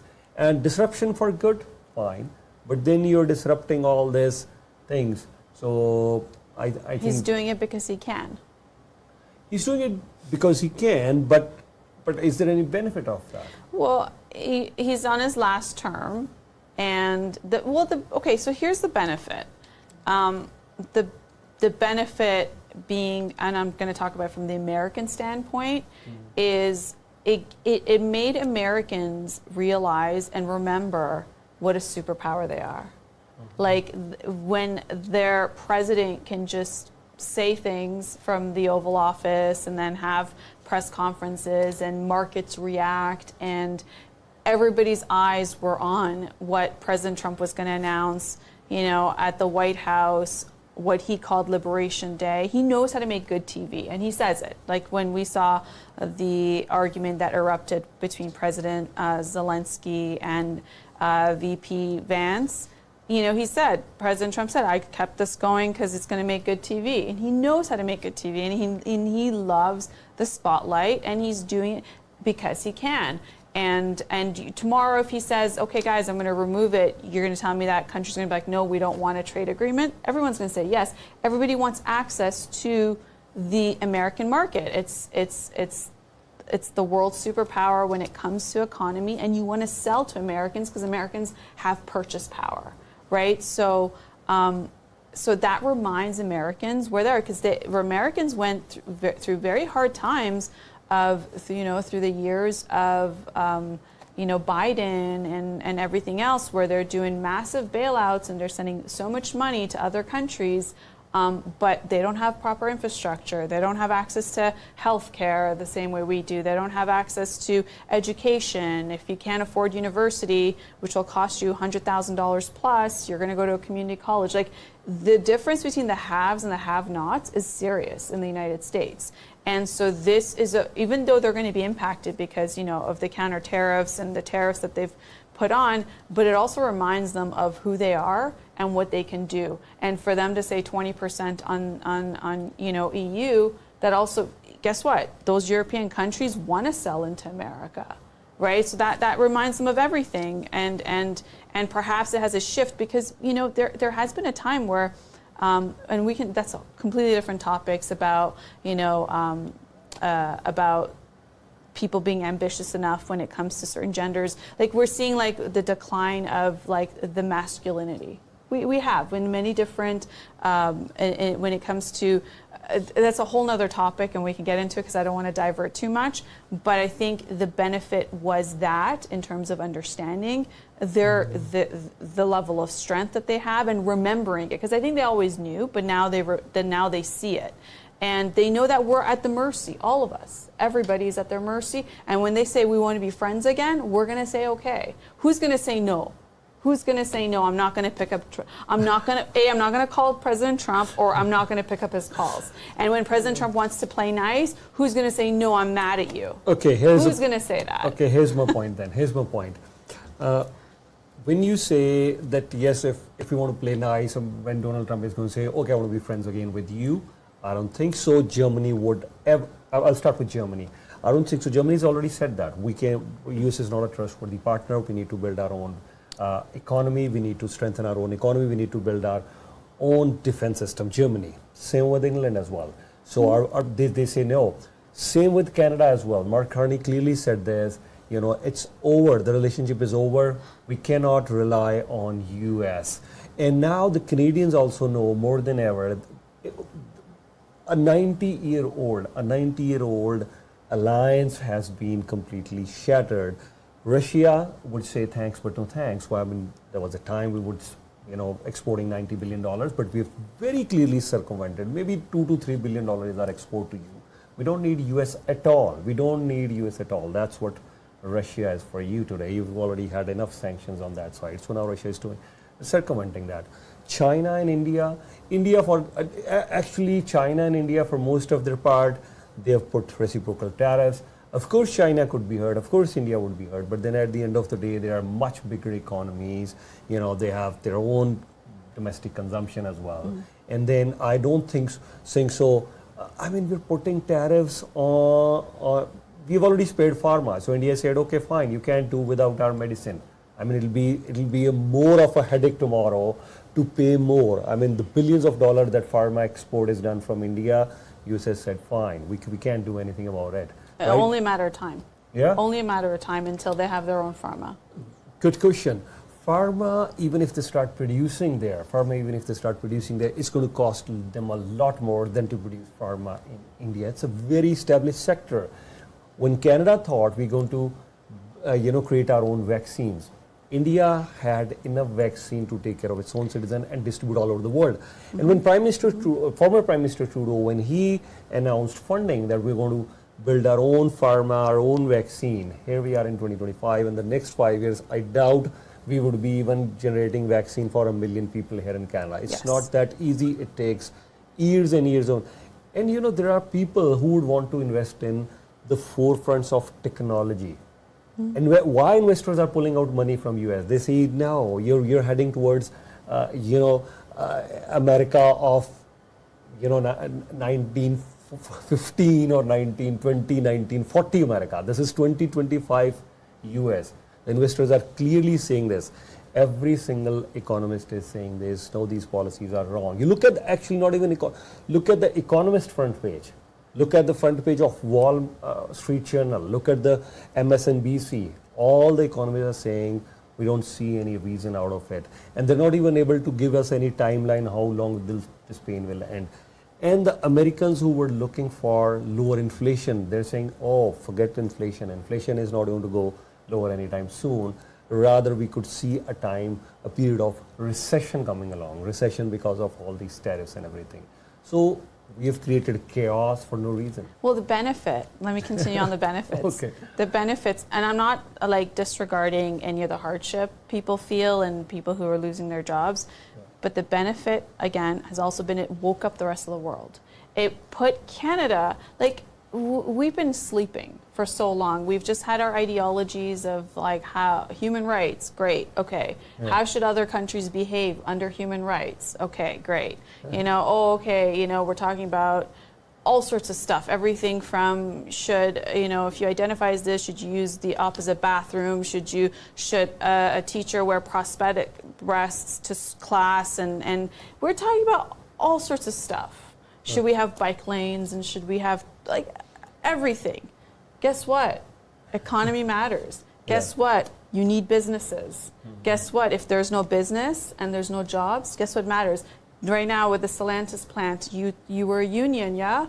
Union closed for 2 weeks. What do you need? You need hard cash. You need businesses. You need to be pro-business. You need to have people who are going to take the risk, put their own money to open up a business. If it does well, hire more people. We've been so capitalism is bad. It's been the greatest thing for the economy that's worked. Socialism works? All those other things work? Capitalism has been, okay, it has its downsides, but the reason you buy a house, the reason you're able to wear shoes, buy food, buy these things, because you have income coming. That's when we can talk about tax-free savings account. That's when we can talk about how to invest. So everybody woke up. It's no longer, like Jagmeet Singh of the, bad corporations, bad business, this is the bit. You need business. You need people who are going to create jobs. You need a place for people to go to have jobs. You need to be able to sell into a marketplace to earn a living. How are you earning a living? It's not government job. Even government job, it comes from people's taxes because they went to work and they paid taxes, so you as a government worker can have an income, right? Because somebody went to work. If they didn't go to work, you'd have to pay them, right? So the whole reality of like us talking about what's right, what's wrong, and just forgetting the basics, right? The basics of strong, secure borders. Everybody should go to military. Now, I'm not saying go to deployment for war, but everybody should get trained. Why not? Why shouldn't we have a fit country? Why not? We have a lot of young people. Why not? When we talk about, we should incentivize people for starting a business. There was no, capitalism is bad. It's this, it's that, it's exploiting. All of this talk for so long, no one's saying it anymore. Everyone's saying, no, we want our jobs. We want to go to work, right? And work from home, work culture.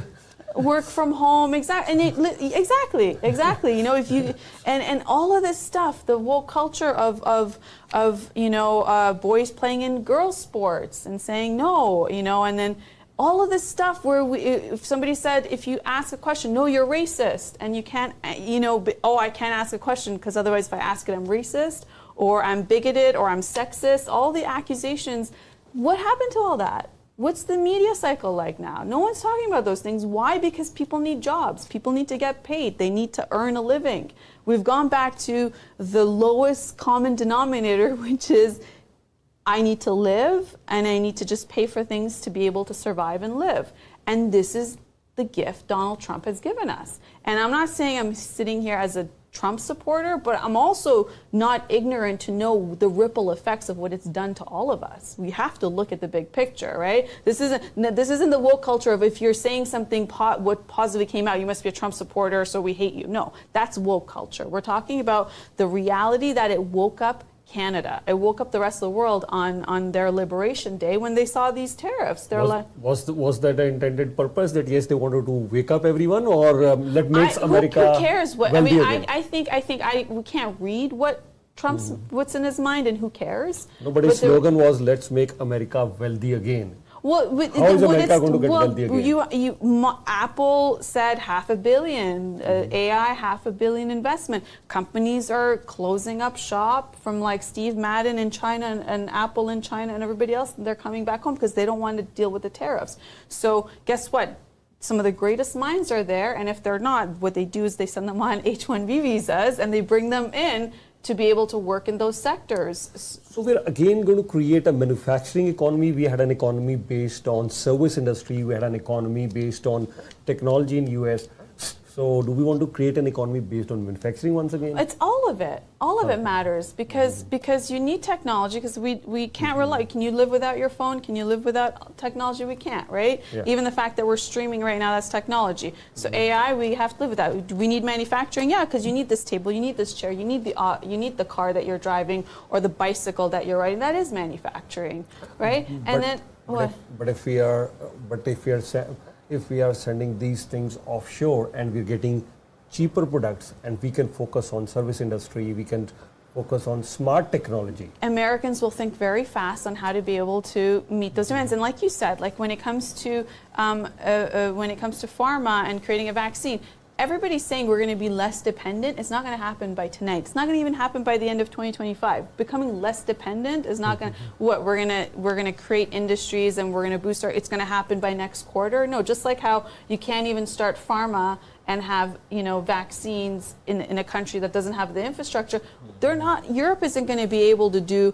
It's so good to talk, because you need to say, as a leader, you need to say things that will make your people feel like you have their backs. That's the point. I've been in auto industry, I've even worked in auto industry.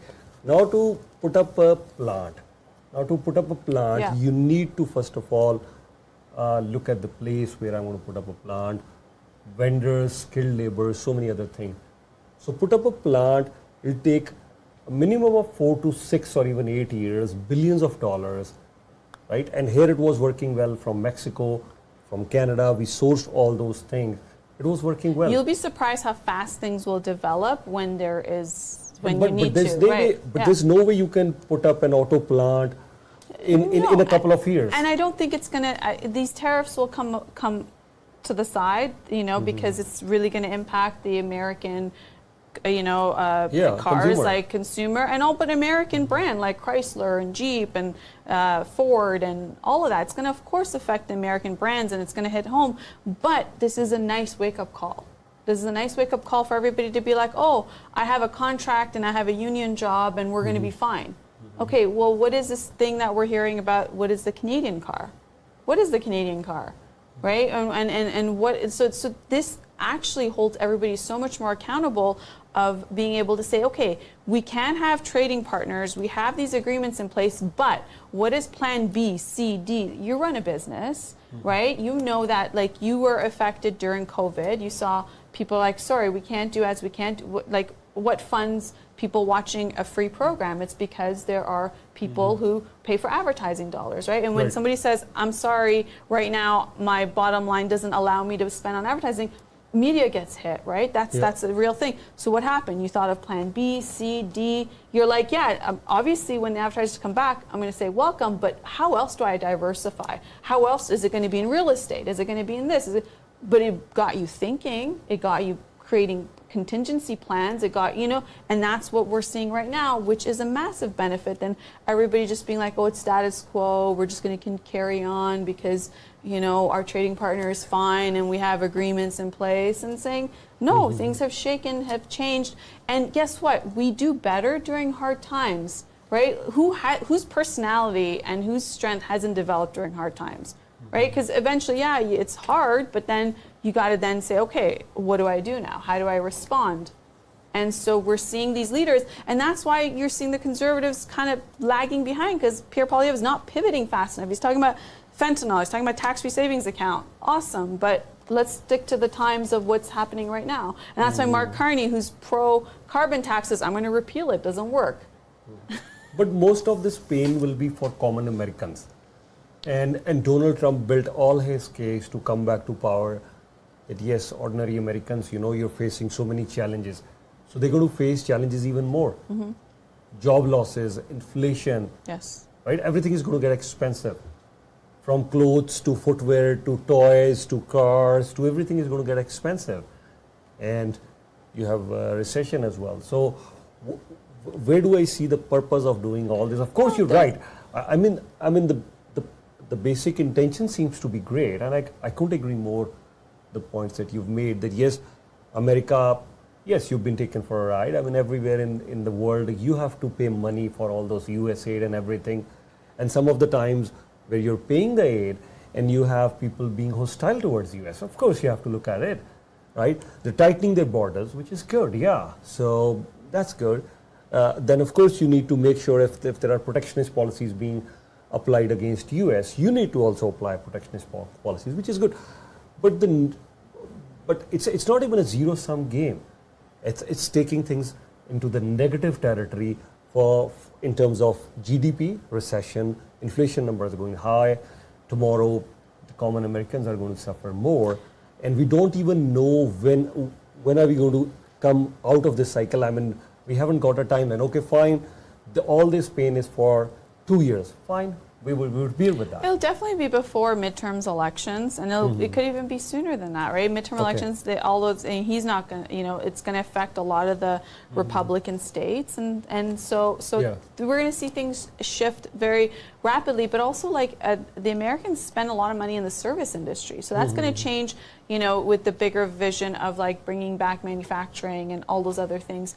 But it's just like how quickly went on. Just like how remember we had lockdown orders when during COVID. Oh, lockdown, and then there was job losses, and employment rate went up. And then as soon as the lockdown order was lifted and everybody went back, job numbers went up. It's going to be the same thing. As soon as the tariffs go away, if America removes the tariffs on Canada, Canada's going to say no. We're going to keep the tariffs on you. No. Canada's going to say, okay, we remove it too. Then what was this whole purpose? It woke everybody up, and we all needed to wake up because no one's talking about woke stuff anymore. No one is so righteous over capitalism anymore. No one is, no one's doing this anymore. Why? Why? Because we went back to the basics of what works, right? And we went back to the basics of not being entitled, of saying, oh, we have everything at our disposal, let's take it for granted, and now let's talk about, social things that, how do you feel, how do I feel, and let's debate that. No, go to work, earn a living, respect the people that are creating jobs, respect the people that are opening up businesses, support them, support local business, like basic stuff. And I'm not saying, the social stuff, yeah, everybody has what is in their life. You leave them alone. They're entitled to their own opinion. You're entitled to your own opinion. This whole cancel culture of like, oh, you said this and now you're canceled. No one's canceling anyone anymore. Why? Because everybody's worried about the economy. No one's saying, oh, we're canceling you because you said something 20 years ago and therefore, you don't count anymore because all our income is fine and everything is fine. So now we're just taking up our time talking about, you said something wrong, so we're going to cancel you. Nobody's doing that anymore. What happened to it? What happened? It died. It blew, it's smoke, gone. Oh.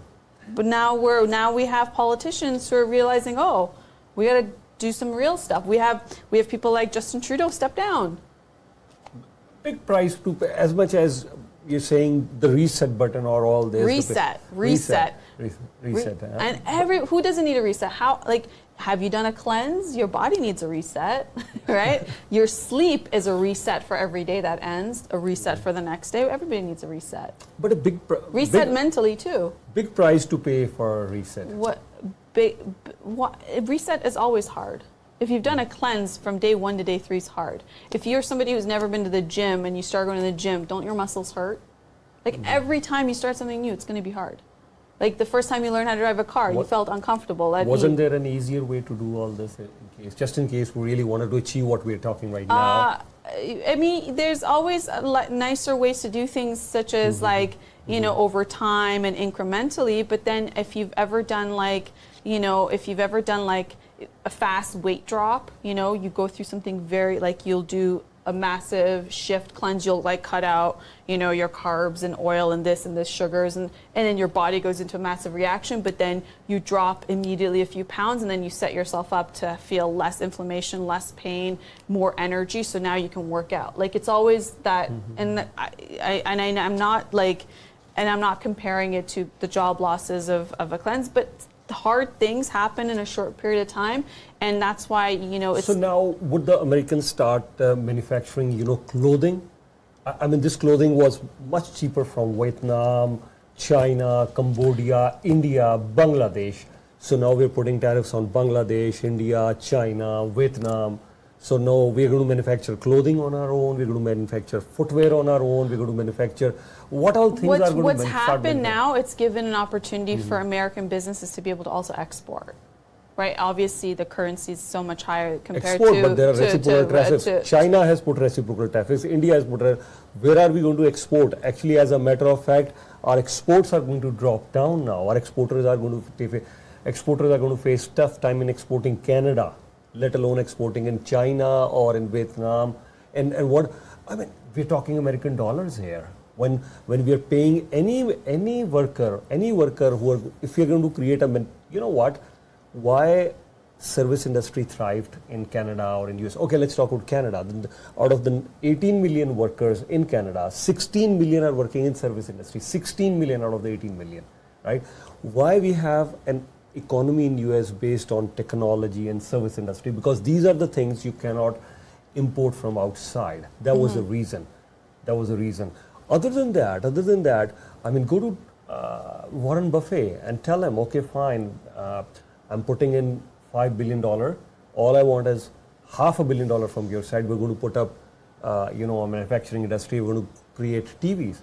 So is he going to invest in, start manufacturing TVs? Absolutely. TVs can come at a much cheaper rate because the labor is, very less expensive there.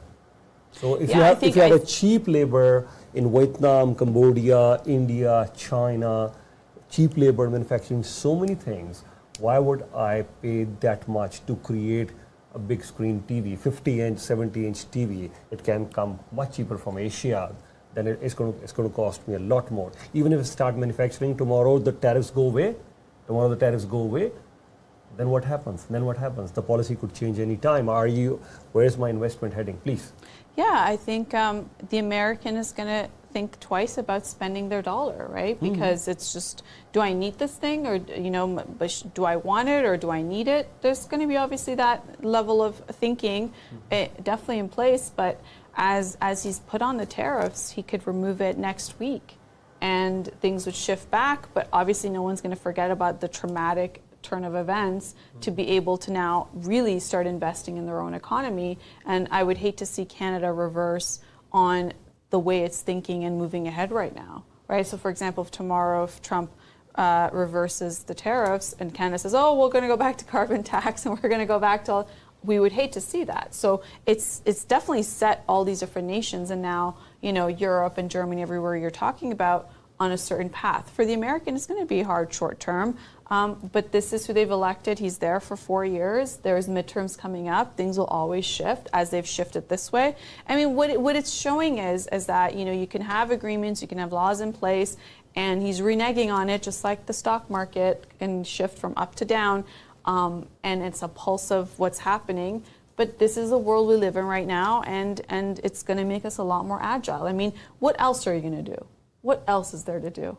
What else is there to do? What other options? What else is there to do? Make the lives of Americans better, and there are millions of ways to do that. There's going to be all those industries that are investing money. Those are jobs that are going into America. No investment. You just mentioned stock market. The investment is taking a flight here, because when you look at the investment or the stock market losses, yes, there have been stock market losses in Germany. The Japanese index I saw, the Chinese index I saw, the Indians, but they have lost a lot less, 1.5%, China 0.6%, so 1.5, 0.6. The losses in those stock markets has been a lot less.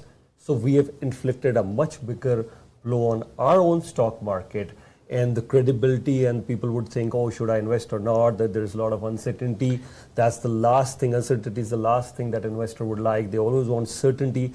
Oh, why don't we invest in a market which is more certain, whether it's China, Japan, Europe, London Stock Exchange, or maybe in India as well, rather than investing in a place which is losing. I mean, his own friend Elon Musk, billions of dollars, he's lost. Tesla has taken a massive hit, to the point that the Vancouver Auto Show, they sent us a press release, because we cover, recently Ymedia has been covering auto shows in Chicago, Toronto, Vancouver. We're going to cover from New York to LA, all these auto shows, and then Vancouver Auto Show, we just got on the news, Tesla has been taken off. So why? I mean, people want to actually, people love to drive and watch Teslas all the time. This has been our experience covering auto shows.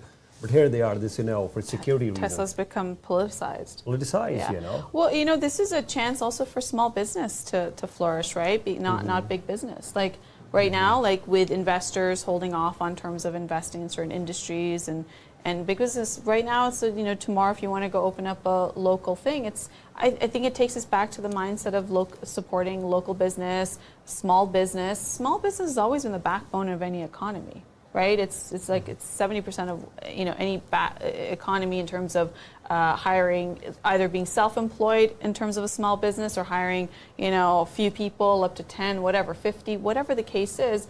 It also takes us back to that, because either case, the most successful businesses actually started in a recession. And given the hard times that we're going to, there is always opportunity in a crisis. That part I agree. There's always opportunity in a crisis. And, who has capital can also go in and buy, when it comes to real estate or goods or infrastructure, a lot cheaper, right? So this is just us pivoting. We're going through another cycle.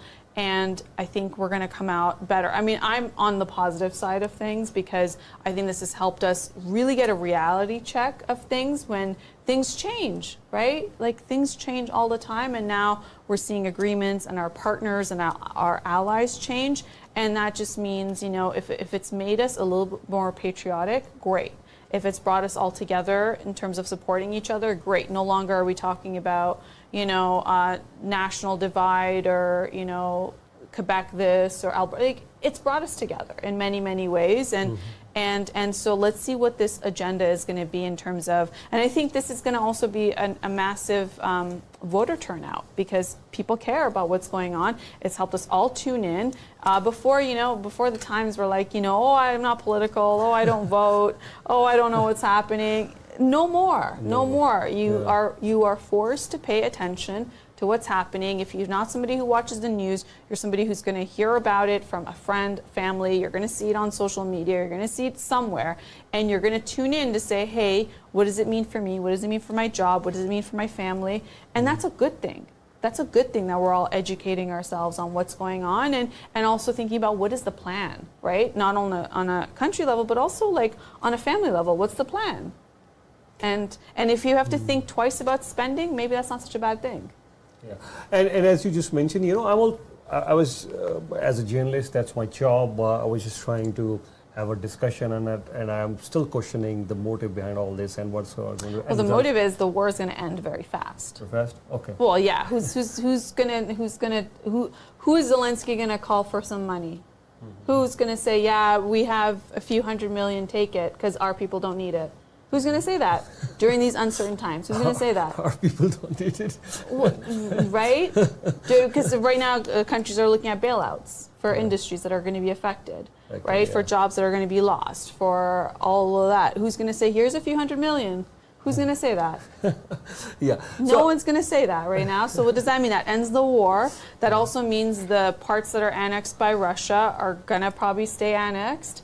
And it also means that Zelensky is going to say, I'm going to need to rebuild my country. So here's the agreement that I'm going to sign to be able to, for the U.S. to extract, natural resources from our country. So we rebuild. That's what's happening. And what NATO is going to say something? No, NATO's right now worried about their economy. They're worried about elections that are around the corner. All those leaders need to run an election cycle, and their people are worried about their industries. Yeah. I'm always been very positive, and I also think, as you were mentioning, that this is what great leadership is all about. When you're facing an adversary, when you're facing a challenge, come out with bright ideas, and the shake-up. I was talking from the American perspective, but from the Canadian perspective, much needed shake-up. The shake-up is so good. Much needed shake-up. Much needed. Yeah. Oh. Yeah. Where do you hear Freeland anymore? I know she's running for a re-election, but where do you hear Justin Trudeau, give us a lecture on how we should say humankind instead of mankind because it's incorrect to say mankind? Like the level of conversations we were having. No more. And most importantly, what now we're talking about Canada first, earlier what was happening over here in Canada, all the fights were brought here, so much violent protest happening in Canada. Oh, Russia-Ukraine war, all the discussion, all those violent protests. Middle East, there is an issue, violent protests happening in Canada. Kashmir, Pakistan, India, Iran, anywhere there is an issue, violent protests are happening over here. And now I want to ask this thing, that where were we sleeping all this time? Now suddenly US says, oh, we are not your ally, we want to annex you. Now former Prime Minister Trudeau is saying, oh, they want to make sure our economy collapses and they want to take over. Trudeau, fine. Mark Carney also comes, oh, there is no two words. They want to make sure, they want to break us, and Mark Carney says they want to take over. Okay. Two consecutive Prime Ministers are now saying, US, our ally, wants to break our back, wants to collapse our economy and take over. Two Prime Ministers are saying this on record, and Mark Carney is saying, oh, it's all over. So now we're realizing, oh, and suddenly we were discussing, a minute ago we were discussing, oh, we're going to fix Russia, Ukraine. Oh, we're going to fix Middle East.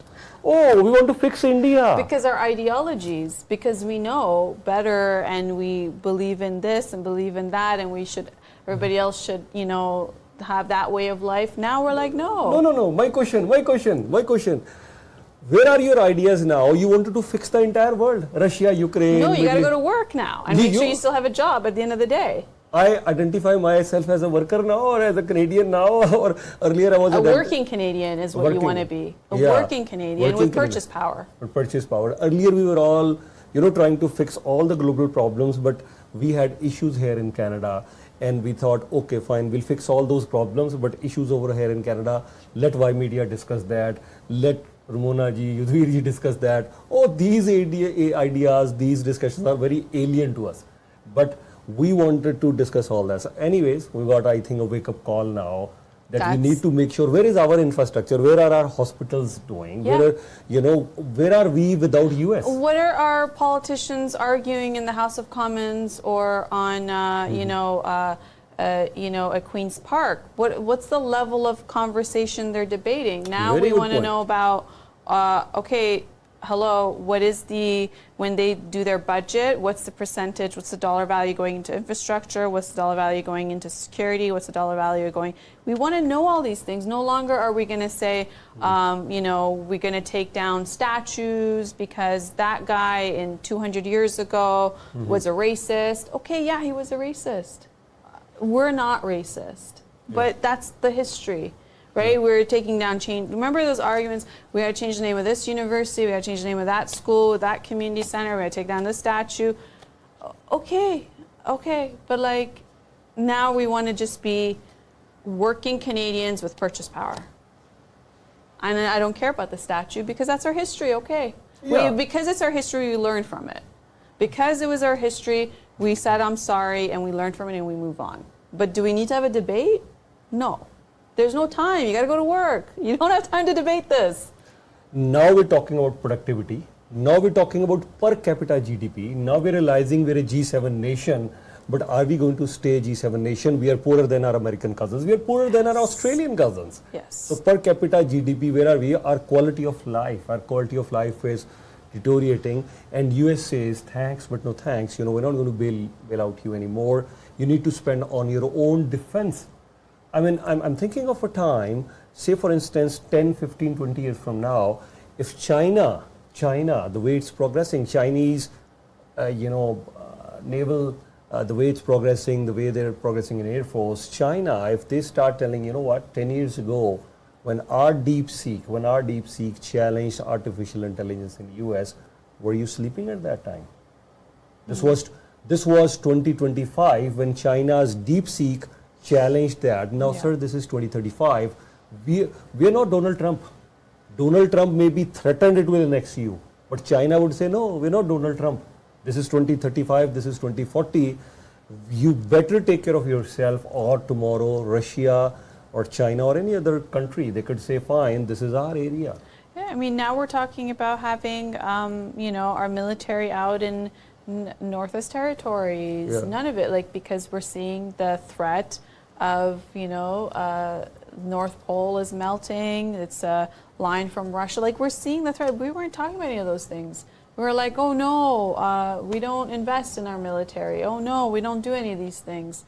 Yeah. What happened? So for Canada, we're listening Canada first from the Conservatives. We're listening Canada strong from the Liberals. But I think we need Canada first. We need Canada strong. We need Canada free. We need a sovereign Canada which is strong and free. And we can only remain strong if we focus on being sovereign, if we focus on being, we could be strong, but if you're not sovereign, if you're dependent on anybody else, we can't be strong. So first of all, this is a good wake-up call, you're right. And also when it comes to education, then perhaps we're going to have degrees that educate people for jobs that exist, right? So no longer am I going to graduate with film studies.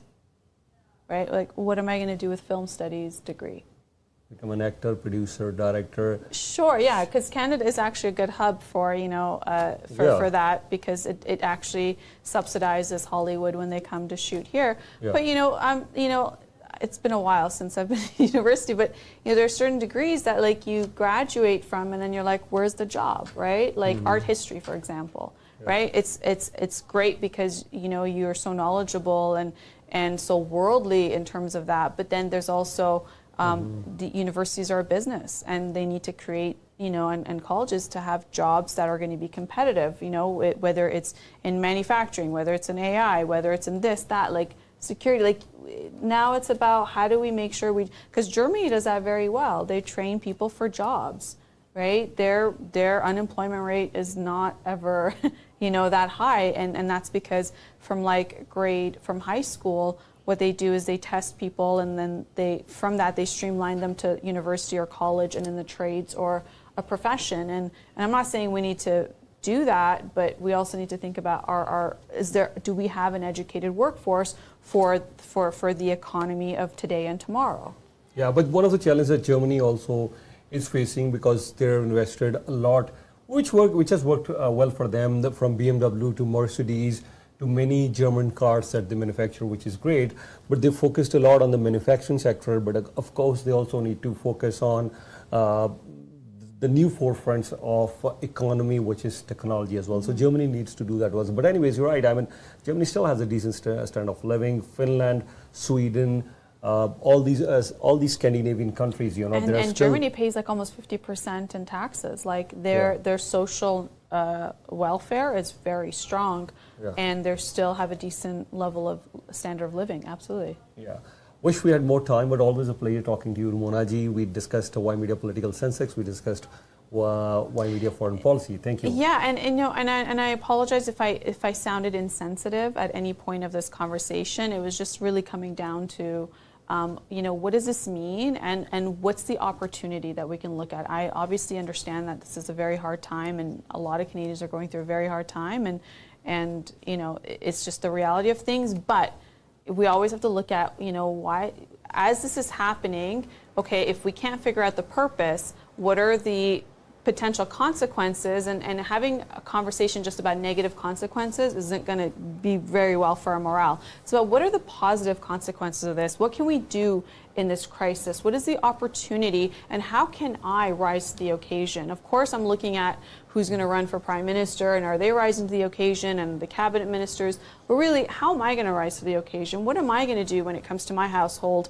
How am I going to budget? Am I going to have side jobs? Am I going to now, educate myself in something that I've been thinking about doing, but now I take the time and do it, so then I prepare myself better for the economy that's now. What am I going to do with my children when it comes to their education, and in turn? So all of this is at play, and I think we're rebuilding. When they say wartime and you rebuild a country after wartime, when it comes to housing and economy and everything else, we're in a wartime, and this is where the rebuilding starts. Yeah. Thank you so much. Yeah, you're right. I mean, we didn't mean to be insensitive, or we do realize there are job losses here. There are more really challenges. But obviously, we need to look at the future as well. What do we plan for 6 months from now, 1 year, 2 years, 10 years, 20 years, 50 years from now? That's the vision we need to have for now. Thank you so much. I hope you enjoyed today's discussion. That's all the time that we have here at Ymedia Newsroom, Ymedia Political Sensex, Ymedia Foreign Policy, and of course, Ymedia Business and Wealth Report. Thank you.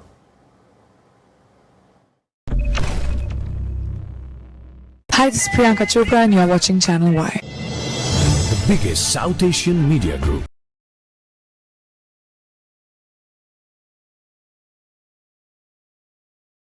The energy cap? My answer? Yes.